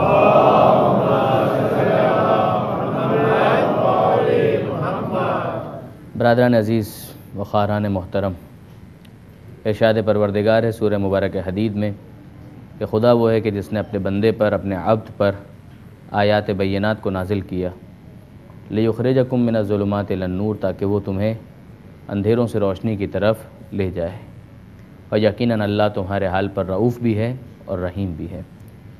آپ ذرا غور فرمائیے کہ ایک طرف پروردگار عالم نے اس آیت میں تعارف کروایا ہے قرآن مجید کی آیتوں کا کہ یہ آیات بینات جو پروردگار نے نازل کی ہیں ان میں اتنا پوٹینشل موجود ہے، ان میں اتنی صلاحیت موجود ہے کہ اس کے ذریعے سے اندھیروں سے دور ہوا جا سکتا ہے، نور کی طرف آیا جا سکتا ہے۔ اور دوسری طرف پروردگار عالم پیغمبر اکرم کا تعارف کروا رہا ہے کہ اس پوٹینشل کو ایگزیکیوٹ کرنے کی صلاحیت جس میں ہے وہ ہمارے نبی کی ہے۔ یعنی یہ بالکل ایسا ہی ہے کہ جیسے ہم یہ کہیں کہ بیج میں یہ صلاحیت موجود ہے کہ وہ درخت بن سکتا ہے، مگر بیج کو درخت بنانے کے لیے کسان کی محنت بہرحال درکار ہے۔ اگر کسان کی وہ ساری ایفرٹس کو آپ مائنس کر دیں تو بیج اپنی جگہ پڑے پڑے درخت نہیں بن جائے گا۔ ضرورت ہے کہ بیج کو باقاعدہ زمین کے اندر دفن کیا جائے، اس کے اوپر ہل چلایا جائے، اس کے اوپر محنت کی جائے، پانی دیا جائے، کھاد دی جائے۔ جب یہ سارا پروسیس ہوگا تو اس کے بعد یہ بیج درخت کی صورت اختیار کر لے گا۔ بالکل اسی طریقے سے قرآن مجید میں بھرپور صلاحیت موجود ہے، کوئی شک نہیں ہے۔ قرآن مجید معجزہ ہے، پروردگار عالم نے اسے اعجاز کے طور پر، میریکل کے طور پر نازل کیا ہے پیغمبر اکرم پر۔ لیکن پیغمبر اکرم کا وظیفہ یہ ہے کہ اب ان آیات بینات کے ذریعے سے لوگوں کو اندھیروں سے روشنی کی طرف لے جائیں۔ اس میں جو پیغمبر اکرم کا تعارف کروایا گیا وہ عبد ہونے کے حوالے سے تعارف کروایا گیا۔ یہ نقطہ بہت اہم ہے کہ پیغمبر اکرم کا تعارف کروایا جائے عبد ہونے کے حوالے سے، اور یہ فقط اس موقع پر نہیں ہے، ہمیں تشہد کے اندر بھی جو تاکید کی گئی تو کیا کہا گیا کہ اشہد ان لا الہ الا اللہ وحدہ لا شریک لہ واشہد ان محمدً عبدہ ورسولہ، کہ میں اس بات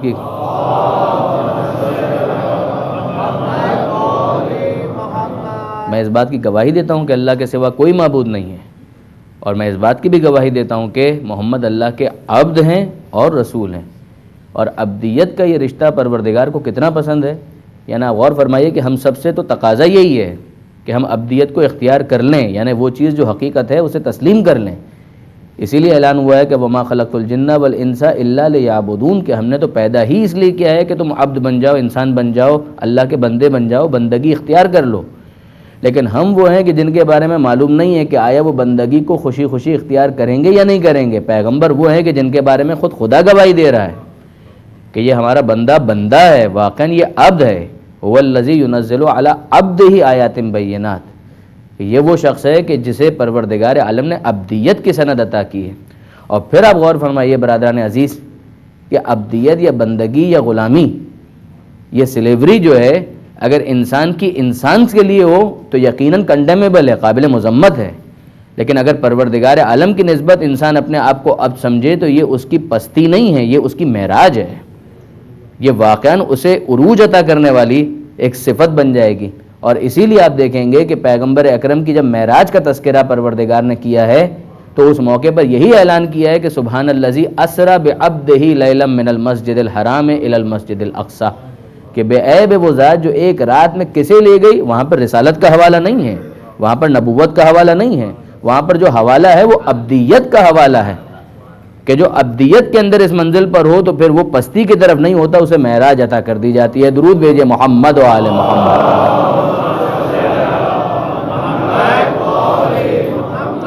اور اسی بات کو مولا کائنات امیر المومنین علی ابن ابی طالب علیہ الصلوۃ والسلام،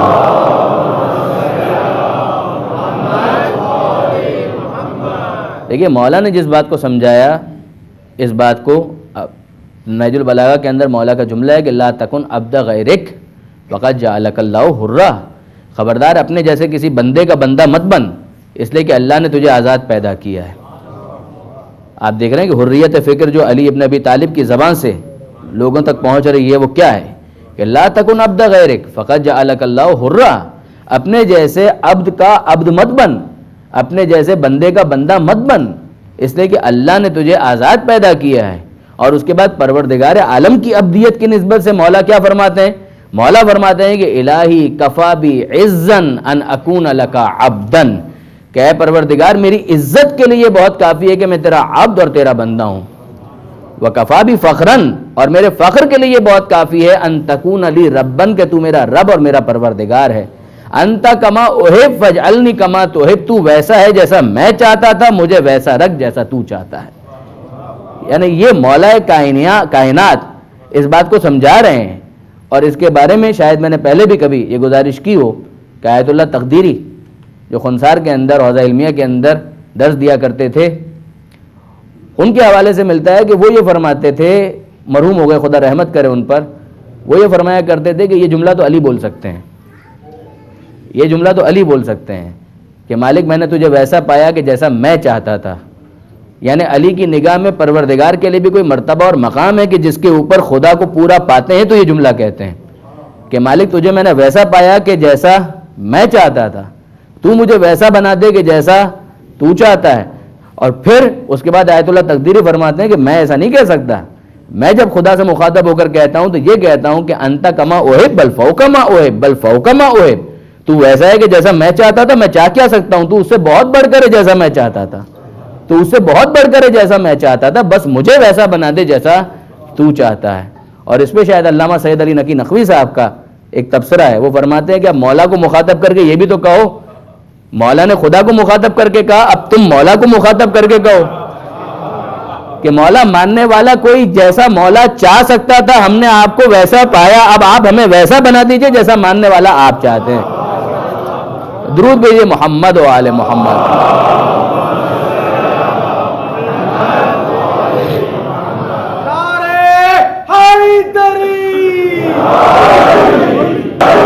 تو سورہ مبارکہ فاتحہ میں انسان سے اسی تمنا کا اظہار کروایا گیا ہے کہ انسان متوجہ ہو جائے پروردگار عالم کی ربوبیت کی طرف، اس کی رحمانیت اور رحیمیت کی طرف، قیامت کے عقیدے کی طرف، تو اس کے بعد پھر فوراً اس کی زبان پر بے اختیار آ جائے کہ ایاک نعبد و ایاک نستعین، کہ مالک ہم تیری ہی عبادت کرنا چاہتے ہیں، تجھی سے مدد چاہتے ہیں، تیری ہی عبادت اور تجھی سے مدد چاہتے ہیں۔ آپ ذرا غور فرمائیے، یعنی سورہ مبارکہ فاتحہ کا ٹون ہی اس انداز کا ہے کہ جس کے اندر گویا ایک انسان یہ کہہ رہا ہے کہ مالک یہاں تک تو میں پہنچ گیا کہ میں خود سے پیدا نہیں ہوا، پیدا کرنے والا تو تو ہے، مالک یہاں تک بھی میں پہنچ گیا کہ تو نے پیدا کر کے چھوڑ نہیں دیا, تو پال رہا ہے اور مسلسل پال رہا ہے, کہ الحمدللہ رب العالمین. مالک یہ بھی سمجھ میں آ گیا کہ تو رحمان ہے, محبت کرنے والا ہے, رحمت کرنے والا ہے, اسی لیے تو پال رہا ہے. اور رحیم بھی تو ہے کہ قیامت کے دن سوال بھی کرے گا. دیکھیے رحمان اور رحیم کا یہی فرق بیان بھی کیا گیا, البتہ وقت بہت تیزی کے ساتھ گزر رہا ہے, میں مولا کے وصیت نامے تک جانا چاہتا ہوں کہ رحمان اور رحیم کا یہ فرق مفسرین نے بیان بھی کیا ہے کہ جو ان دونوں کے درمیان ہے کہ ایک جنرل مرسی ہے, ایک اسپیسیفک مرسی ہے. رحمانیت یعنی پروردگار عالم کی رحمت عمومی کہ جس کے اندر سب شامل ہیں. اس دنیا میں پروردگار عالم یہ نہیں کرتا کہ اگر کسی نے نافرمانی کی تو اس کا حق کا پانی فوراً بند کر دیا جائے. یہ پروردگار نہیں کرتا. کیا ایسا کیا خدا نے کہ اگر کسی نے فجر کی نماز نہیں پڑھی تو پروردگار عالم اسے دوپہر کا راشن نہیں دے گا, کھانا نہیں دے گا, پانی نہیں دے گا؟ یا اگر کسی نے روزہ نہیں رکھا تو پروردگار عالم اس دن کا رزق اس کا بند کر دے گا؟ ایسا کیا؟ اگر ایسا کیا ہوتا تو کسی سے فجر کی نماز نہ چھوٹتی.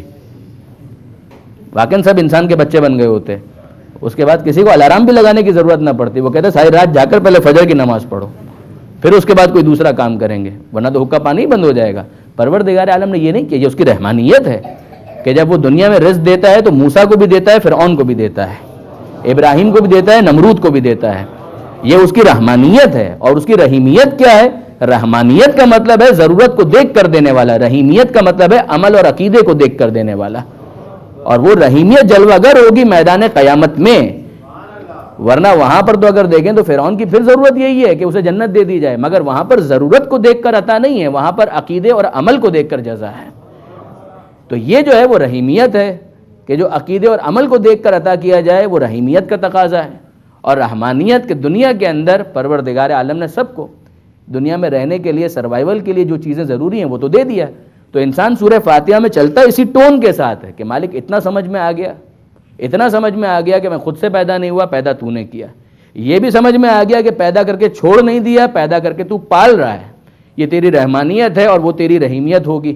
مالک یوم الدین اتنا بھی سمجھ میں آ گیا کہ قیامت کے دن کا تو مالک حساب کتاب تو ہوگا. یہ تو نہیں ہو سکتا. یعنی یہ عقل انسانی جو انسان کو متوجہ کر رہی ہے کہ تم تو 5 روپے نہیں, یہاں پہ روپے کی مثال صحیح نہیں, درہم, 5 درہم دے کر حساب لینے کا حق رکھتے ہو, تو خدا زندگی دے کر حساب لینے کا حق نہیں رکھتا؟ تم 5 درہم دو تو پوچھو کتنے کا آیا, کہاں سے آیا, کم کا کیوں نہیں لیا, اس میں تو یہ چیز آ سکتی تھی. تم سارا حساب لینے کا حق رکھتے ہو, تو وہ چیز جو تمہاری فطرت میں رکھی گئی ہے کہ تم حساب لینے کا حق رکھتے ہو, تو پروردگار نے تمہیں زندگی دی ہے, اس کا حساب نہیں لے گا؟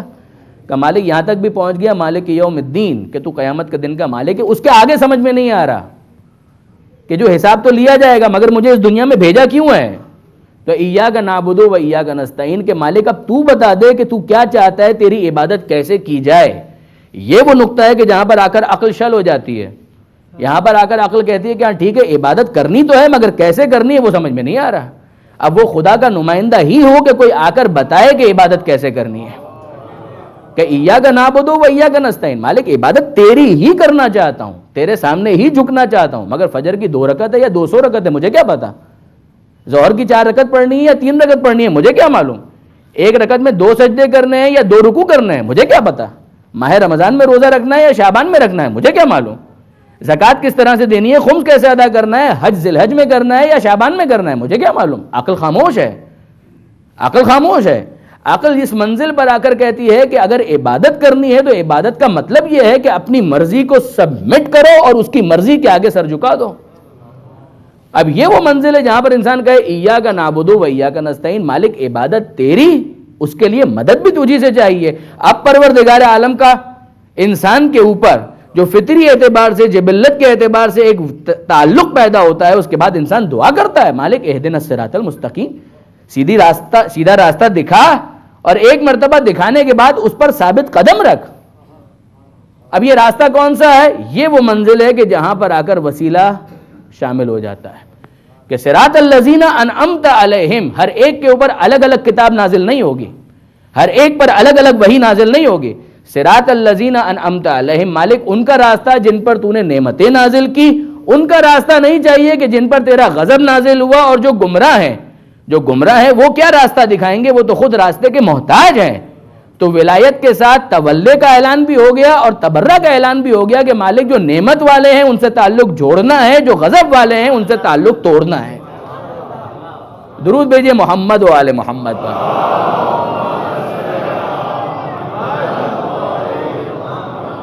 تو وہاں پر جو انسان متوجہ ہوتا ہے کہ ایاک نعبد و ایاک نستعین، مالک تیری ہی عبادت کرنی ہے، تجھ ہی سے مدد چاہتے ہیں، مگر تو اب مدد کس کے ذریعے کرے گا؟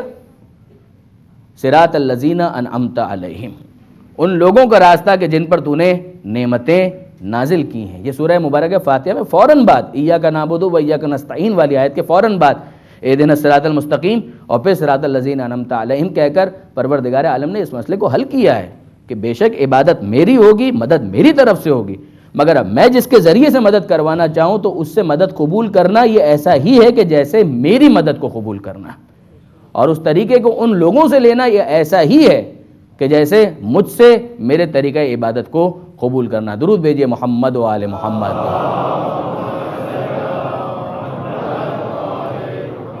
اب برادران عزیز جو دوسرے حصے کی طرف میں آنا چاہ رہا ہوں وہ ہے مولا کائنات کا وصیت نامہ. تھوڑی سی بحث اکیڈمک ہے مگر میں چاہ رہا ہوں کہ 15 منٹ اگر آپ میرا ساتھ دیں تو مولا کے وصیت نامے کو میں آپ کے ساتھ شیئر کر سکوں. دیکھیے مولا کا جو وصیت نامہ، وصیت ویسے تو ہر مومن کی ایک علامت ہے کہ وہ وصیت نامہ تیار رکھے، اس کے سرہانے موجود ہو، اس کے تکیے کے پاس موجود ہو، یعنی ریڈی ہو. ایک وصیت ہوتی ہے اپنے اموال کے بارے میں، مال و اسباب کے بارے میں، کہ انسان 1/3 کے بارے میں وصیت کر سکتا ہے، وہ ایک الگ چیز ہے. مگر کچھ وہ چیزیں ہوتی ہیں جو وصیت ہوتی ہے بطور نصیحت، کہ جس میں انسان اپنے تجربات کا نچوڑ آنے والوں کو بتا رہا ہوتا ہے. مولا کائنات کے 3-4 وصیت نامے ہیں، ان میں یہ وصیت نامہ وہ ہے کہ جو مولا نے اپنی شہادت سے کچھ پہلے نسبتاً تفصیل ہی ہے، 1.5-2 صفحے کا یہ وصیت نامہ ہے، جس کے اندر مولا کائنات، شیخ مفید نے بھی اس کو نقل کیا اور اس کے علاوہ شیخ طوسی نے بھی نقل کیا، اور ان دونوں سے شیخ عباس قمی نے اپنی کتاب منتہی الاعمال کے اندر اسے درج کیا، اور وہیں سے میں آپ کی خدمت میں پیش کر رہا ہوں. اگر آپ چاہیں تو اس کا اردو ترجمہ احسن المقال کے نام سے اویلیبل ہے، اس میں آپ اس بات کو چیک کر سکتے ہیں. مولا کائنات کا جو یہ وصیت نامہ ہے، اس وصیت نامے کے اندر نصیحتیں ہیں اور قیامت تک کے لوگوں کے لیے نصیحتیں ہیں، جس کے اندر مولا سمجھانا چاہتے ہیں گویا کہ دیکھو میں اپنے ماننے والے کو کیسا دیکھنا چاہتا ہوں، میں اپنے شیعہ کو کیسا دیکھنا چاہتا ہوں، میں اپنے محبین کو کیسا دیکھنا چاہتا ہوں.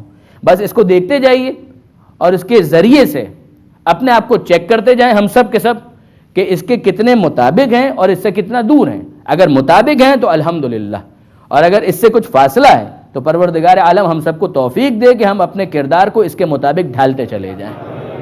بس یہ اس بیان کرنے کا مقصد ہے. تھوڑے 10 سے 15 منٹ لگیں گے اور اسی کے بعد مصائب کے چند جملے اور آج کی مجلس مکمل ہو جائے گی. درود بھیجیے محمد و آل محمد پر.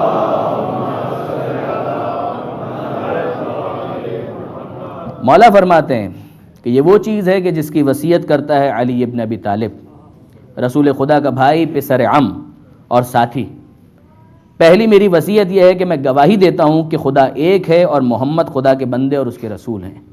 یعنی عقائد کے حوالے سے بھی یہ عام طریقہ ہے کہ وصیت نامے کے اندر اس طرح سے جب نصیحتیں بھی بیان کی جاتی ہیں تو اس کے اندر عقائد کا اظہار بھی کر دیا جاتا ہے. خدا نے انہیں علم کے لیے چنا اور پسند کیا، اور میں گواہی دیتا ہوں کہ خدا مردوں کو قبروں سے نکالے گا، قیامت کے دن کی گواہی، اور لوگوں سے ان کے اعمال کے متعلق سوال کرے گا. وہ ان چیزوں کو جانتا ہے جو لوگوں کے سینوں میں پوشیدہ ہیں. اے میرے بیٹے حسن، اب ظاہر ہے کہ مولا حسن کے ذریعے سے قیامت تک کے تمام انسانوں کے لیے، جو قرآن کی آیتوں کا بھی طریقہ ہے کہ کئی مرتبہ ایسا ہوا کہ پیغمبر اکرم کو مخاطب کیا گیا اور مراد اس سے دیگر تمام افراد. اسی طرح سے مولا کائنات کا یہ طریقہ کار اس کے اندر کے مخاطبین اپنے اقربا ہیں، مگر اس کے ذریعے قیامت تک کے تمام لوگوں کے لیے، چاہنے والوں کے لیے یہ پیغام دیا جا رہا ہے. فرماتے ہیں کہ میں تمہیں وصیت کرتا ہوں اس چیز کی جس کی رسول خدا نے مجھے وصیت کی تھی، اور تم وصایت کے لیے کافی اور وافی ہو.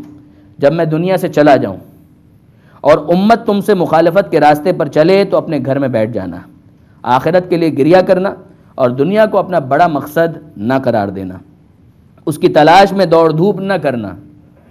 یہ نہ ہو کہ دنیا تمہارا ہم و غم بن جائے. اپنا اصل ٹارگٹ دنیا کو مت قرار دو. نماز کو اس کے اول وقت میں ادا کرو. اب ذرا دیکھیے، کچھ وہ ہیں جو نماز پڑھتے ہی نہیں ہیں، کچھ وہ ہیں کہ جن کے لیے نماز لاسٹ پریورٹی ہے کہ سارے کام ہو جائیں پھر نماز پڑھیں. مولا کہتے ہیں کہ نہیں، یہ نہیں ہونا چاہیے. میرا چاہنے والا اگر ہے نماز کو اول وقت میں ادا کرو.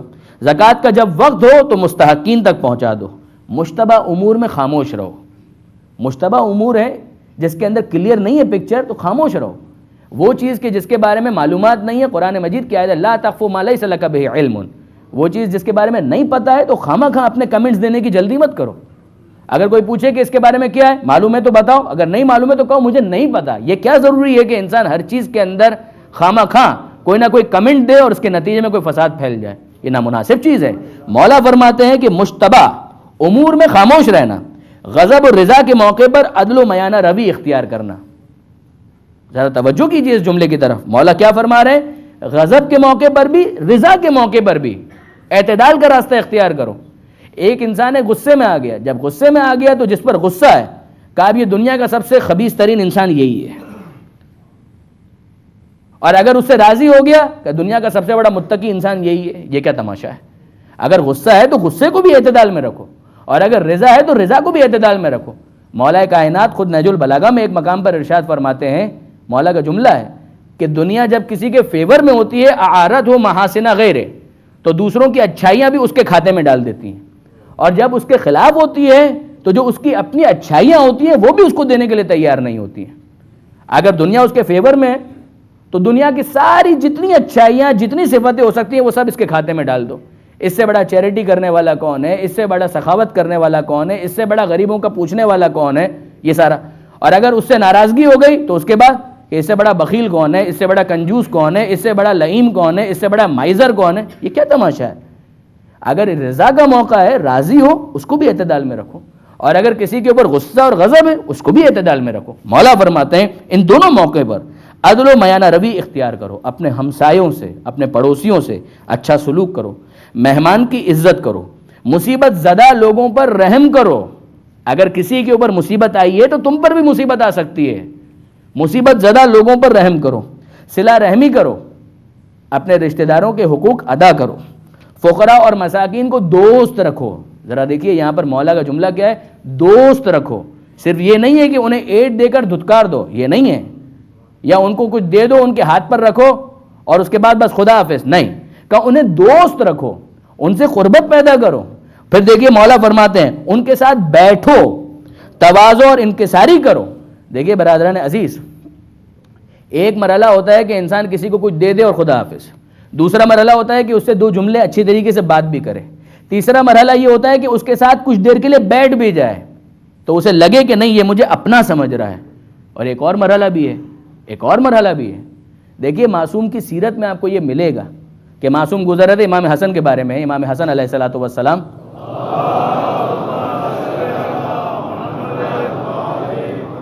کہ امام جا رہے تھے اور راستے میں کچھ فقراء نظر آئے اور کچھ کھا رہے تھے. اب فقراء کیا کھا رہے ہوں گے؟ فقراء اگر فقراء ہیں تو کیا کھا رہے ہوں گے؟ انہوں نے کہا کہ ہم آپ کو دعوت دیتے ہیں کہ آپ ہمارے ساتھ بیٹھے اور کھانا کھائیں. امام حسن علیہ السلام بیٹھے، کھانا کھایا، اور اس کے بعد امام نے ایک جملہ کہا کہ اب میں تمہیں دعوت دیتا ہوں کہ تم میرے گھر چلو. یہ حوصلہ عام طور پر نہیں پایا جاتا. اگر انسان بیٹھنے کے لیے تیار بھی ہو جائے تو گھر بلانے کے لیے تیار نہیں ہوتا ہے. یہ ہمیں معصومین کی سیرت میں ملتا ہے کہ اپنے غرور، اپنے تکبر کو اس طریقے سے کرش کرو، اس طرح سے اسے توڑو کہ اس کے بعد تمہارے اندر اتنا حوصلہ ہو کہ جہاں تم پیسے والوں کو خوشی خوشی اپنے گھر میں دعوت دینے کے لیے تیار ہو جاتے ہو تو کبھی تو یہ کرو کہ غریبوں کو اپنے گھر بلاؤ اور گھر بلا کر ان کے ساتھ بیٹھ کر کھانا کھاؤ. کہ یہ بھی کر کے دیکھو. اس سے بھی غرور اور تکبر اور یہ جو ایروگنس کی جو فیلنگز ہیں وہ کرش ہوتی ہیں، وہ ختم ہوتی ہیں. کرو، یہ کام کرنے والے ہیں، ورنہ زندگی تو بہرحال ختم ہو جائے گی. چاہے غریب ہو چاہے امیر ہو، سب نے اس دنیا سے چلا تو جانا ہی ہے. مولا فرماتے ہیں کہ فقراء و مساکین کو دوست رکھنا، ان کے ساتھ بیٹھنا، تواضع و انکساری کرنا کہ یہ افضل عبادت ہے. پھر فرماتے ہیں اپنی آرزو اور امیدوں کو کم کرنا. لمبی لمبی امیدیں کرنے کی ضرورت نہیں ہے.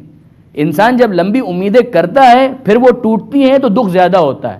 شیخ چلی والے خواب دیکھنے کی ضرورت نہیں ہے، پلاننگ کرو، مگر پلاننگ کا مطلب لمبی لمبی امیدیں کرنے کی ضرورت نہیں ہے. مولا کا وصیت نامہ پڑھ رہا ہوں. جب مولا کو ضربت لگ چکی ہے، جب مولا بستر پر ہیں اور اس موقع پر بھی اپنے چاہنے والوں کے لیے نصیحت کا سامان بیان کر رہے ہیں، مولا فرماتے ہیں اپنی آرزو اور امیدوں کو کم کرنا، موت کو یاد رکھنا، دنیا کو ترک اور زہد کے طریقے کو اختیار کرنا. دنیا کو ترک اور زہد کے طریقے کو اختیار کرنا. زاہد کسے کہتے ہیں؟ سورہ مبارکہ حدید جو ہمارا موضوع ہے اس میں آگے ایک آیت بھی آنے والی ہے جو زہد کے حوالے سے ہی ہے.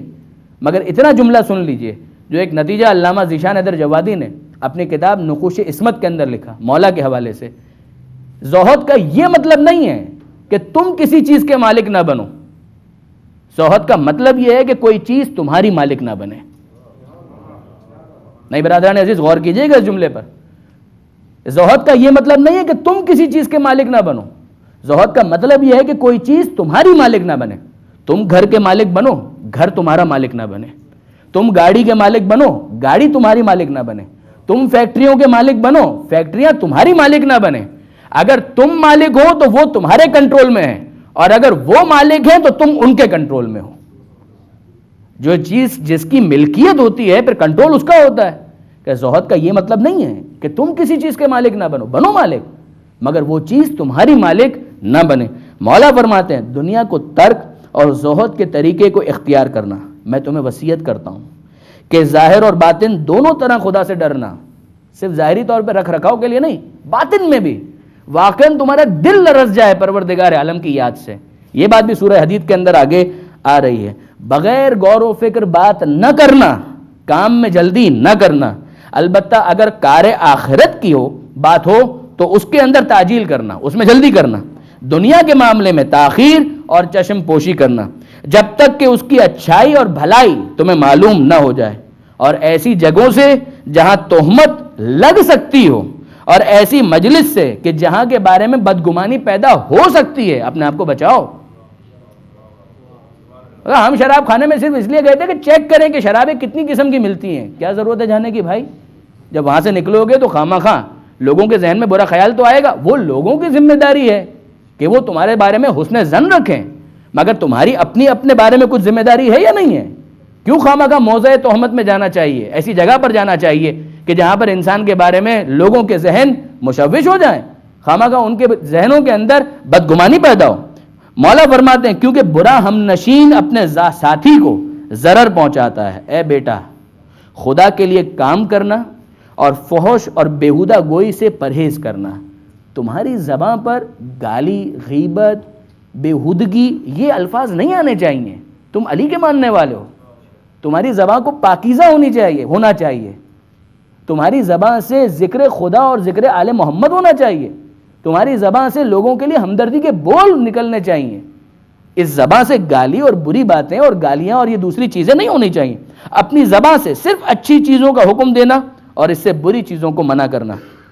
برادران دینی کے ساتھ خدا کے لیے دوستی اور برادری، اور اچھے شخص کو اس کی اچھائی کی وجہ سے دوست رکھنا، اور فاسقوں کے ساتھ نرمی کرنا تاکہ وہ تمہارے دین کو ضرر نہ پہنچائے، البتہ دل میں انہیں ناپسند کرنا ان کے اس فسق کی وجہ سے، اور اپنے کردار کو ان کے کردار سے الگ کرنا تاکہ تم ان جیسے نہ ہو جاؤ۔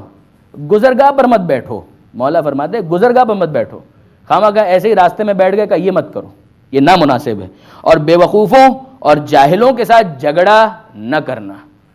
ایک تو وہ جاہل ہے جو سیکھنا چاہتا ہے، اس کو سکھاؤ، لیکن ایک وہ جاہل ہے جو سیکھنا نہیں چاہتا، جہل کے باوجود سکھانا چاہتا ہے۔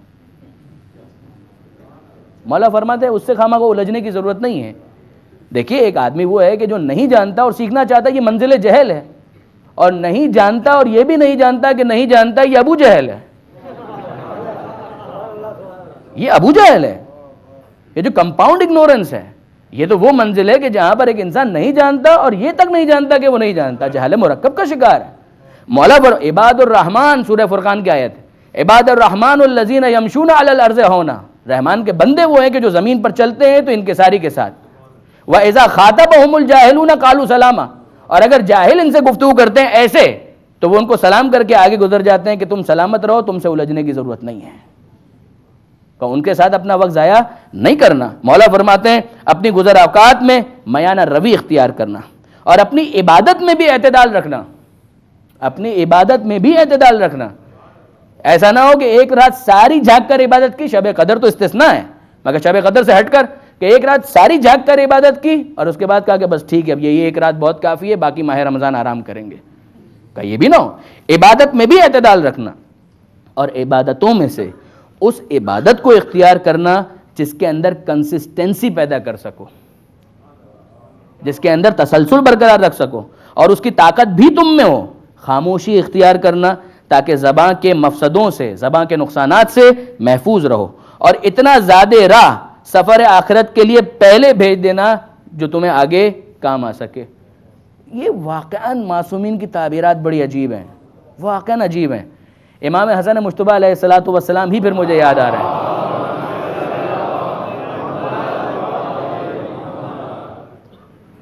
امام کا طریقہ کار یہ تھا کہ باقاعدہ جب کسی محتاج کو, فقیر کو دیتے تھے, ضرورت مند کو, اب فقیر کو ذہن میں یہ مت لے کر آئیے کہ مثلا وہ جس کے کپڑے پھٹے ہوئے ہوں, جسم سے بو آ رہی ہو اور اس کے بعد ہی اس کو فقیر کہتے ہیں. فقیر کا یہ مطلب نہیں ہے. اگر ایک انسان ہے, مومن ہے, لیکن اس کے اندر کوئی مشکل ہے, اس کے خرچے زیادہ ہیں, پیسے کم ہیں, اس کو بھی فقیر کہتے ہیں شریعت کے اندر, اصطلاح کے اندر اس کو بھی فقیر کہتے ہیں کہ اس کے معاشرتی حیثیت کے مطابق اس کے اخراجات زیادہ ہیں اور اس کی انکم جائز کم ہے. کہ یہ فقیر شرعی ہے, یہ شرعی طور پہ فقیر ہے. امام کا طریقہ کار یہ تھا کہ امام دیتے تھے. کسی نے کہا کہ مولا آپ اتنا دے دیتے ہیں, اتنا دے دیتے ہیں, اتنا دے دیتے ہیں. ایک جملہ امام کا, امام فرماتے ہیں کہ ہم کیا کر رہے ہیں, وہ وہاں سے دے رہا ہے, ہم یہاں سے دے رہے ہیں.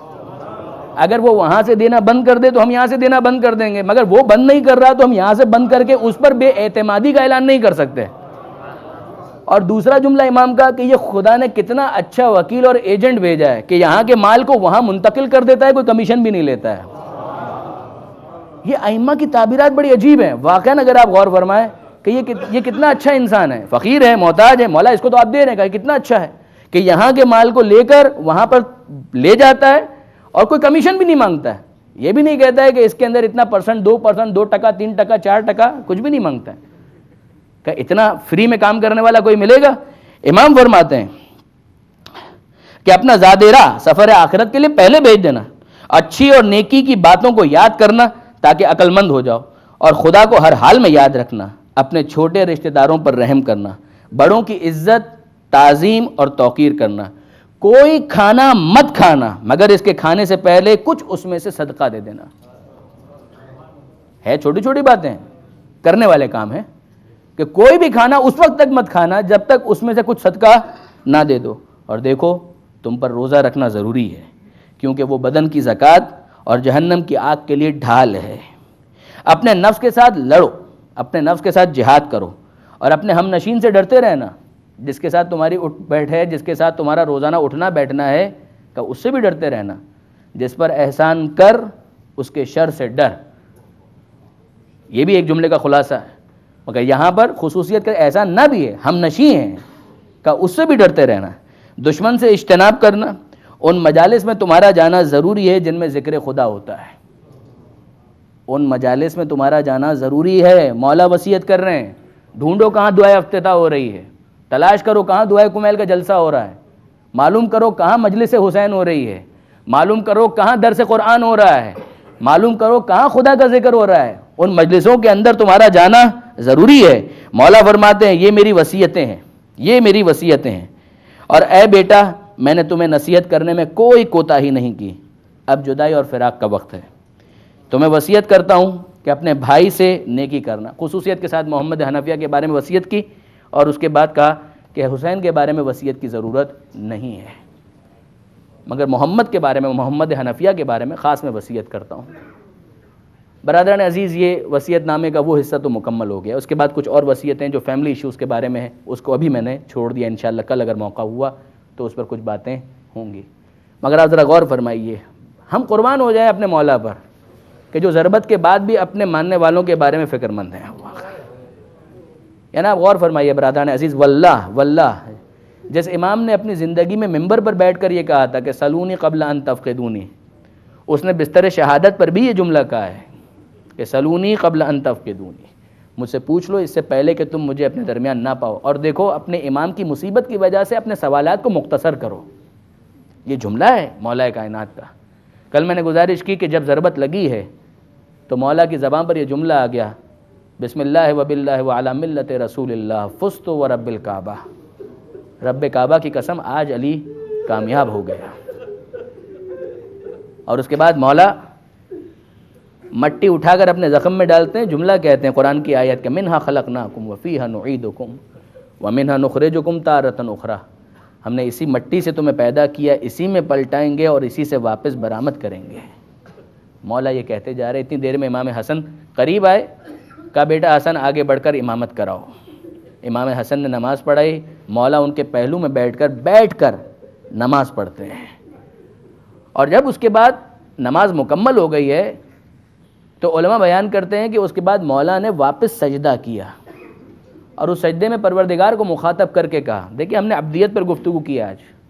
مولا نے ایک جملہ کہا پروردگار عالم کو مخاطب کر کے کہ اے پروردگار جب قیامت کا دن ہو اور تمام انبیاء اور مرسلین اور صدیقین اور شہداء جمع ہوں تو گواہی دینا کہ علی نے تیری عبادت میں کوتاہی نہیں کی.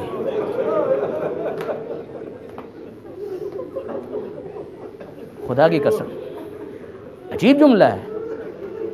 اے پروردگار تو گواہی دینا قیامت کے دن کہ علی نے تیری عبادت میں کوئی کوتاہی کوئی کمی نہیں کی.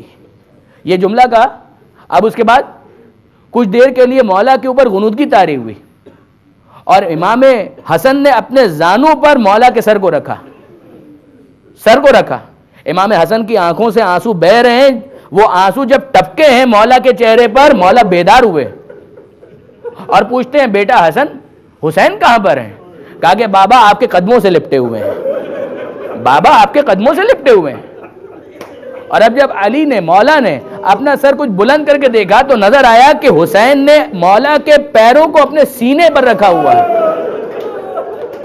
اور آنسو بہاتے جا رہے ہیں. اس موقع پر تسلی دینے کے لیے مولا نے کیا جملہ کہا؟ اے بیٹا حسین یہ ابراہیم خلیل خدا کھڑے ہیں, یہ اسماعیل کھڑے ہیں, یہ تمہارے نانا محمد مصطفیٰ کھڑے ہیں, یہ تمہاری نانی خدیجہ طاہرہ کھڑی ہیں. دیکھو یہ کیا کہیں گے کہ علی کا بیٹا صبر نہ کر سکا. یہ تسلی دینے کا انداز جو مولا نے یہاں پر اختیار کیا خود مولا حسین نے کربلا میں اختیار کیا جب یا علی مدد کہہ کر برچی کا ٹوٹا ہوا پھل نکال رہے تھے اور علی اکبر تڑپے ہیں. اس موقع پر امام حسین نے یہ کہا اے بیٹا اکبر یہ ابراہیم خلیل خدا کھڑے, یہ اسماعیل ذبیح خدا کھڑے, یہ تمہارے جد محمد مصطفیٰ کھڑے ہیں, یہ کیا کہیں گے کہ حسین کا بیٹا صبر نہ کر سکا. عزیزان محترم مولا کائنات نے امام حسین کو تسلی دی ہے.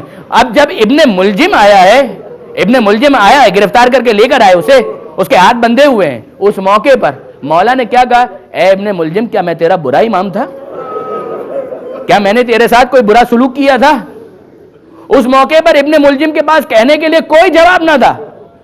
امام حسن کو مخاطب کر کے کہتے ہیں اے بیٹا حسن اپنے اس مجرم کے اوپر رحم کرنا. ذرا دیکھو اس کے ہاتھ ڈھیلے کرو, اس کی آنکھیں کس طرح سے گردش کر رہی ہیں, کتنا خوف کا عالم ہے. اے بیٹا جو خود کھانا وہ اسے کھلانا, جو خود پینا وہ اسے پلانا. امام حسن کہتے ہیں بابا یہ آپ کا قاتل ہے, اس نے ہمارے اوپر ظلم کیا ہے اور آپ اس کے بارے میں نرمی کی وصیت کر رہے ہیں. مولا کہتے ہیں بیٹا ہم اہل بیت مادن رحم و کرم ہیں, ہم اہل بیت کا طریقہ کار یہ ہے. اے مولا مشکل کشا آج آپ اپنے قاتل کے بارے میں یہ وصیت کر رہے ہیں کہ جو کھانا وہ اسے کھلانا, جو پینا وہ اسے پلانا. ارے اس کے ہاتھ کی رسیوں کو ڈھیلا کر دو. مولا یہ 40 ہجری کا کوفہ ہے, اگر 61 ہجری کے کوفے میں آ کر دیکھیے آپ کی بیٹیاں زینب و ام کلثوم ہیں, سید سجاد ہیں, ایک رسی میں کئی گلے ہیں. سکینہ کبھی ایک پیر اٹھاتی ہے ایک پیر رکھتی ہے. وہاں کوئی یہ کہنے والا نہیں ہے کہ یہ محمد مصطفیٰ کی اولاد ہے. ارے ان کی رسیاں ڈھیلی کرو, ارے کوئی ان سے پانی کا پوچھو, ارے کوئی ان سے یہ پوچھو کہ کھانے کی ضرورت تو نہیں ہے.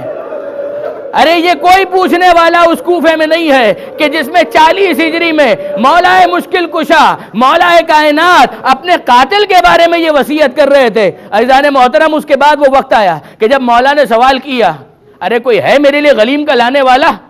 کمبل لایا گیا, اس زمانے کے مطابق اسٹریچر بنایا گیا اور اب مولا کائنات کو اس پر رکھا گیا تاکہ گھر تک لے جایا جا سکے. جب گھر قریب آیا تو مولا نے کہا اے بیٹا حسن اے بیٹا حسین چاہنے والوں سے کہہ دو کہ وہ اپنے اپنے گھروں کو چلے جائیں, ان سے کہہ دو کہ وہ اپنے اپنے گھروں کو چلے جائیں. جب کسی نے پوچھا کہ مولا یہ کیوں, کہا کہ میں نہیں چاہتا. دیکھو یہ خبر زینب ام کلثوم کو پہنچ چکی ہے کہ بابا کے سر پر ضربت لگی ہے, میرا اس طرح سے اپنے گھر پر آنا یقیناً زینب و ام کلثوم کی صدائیں بلند ہوں گی, ان کے گری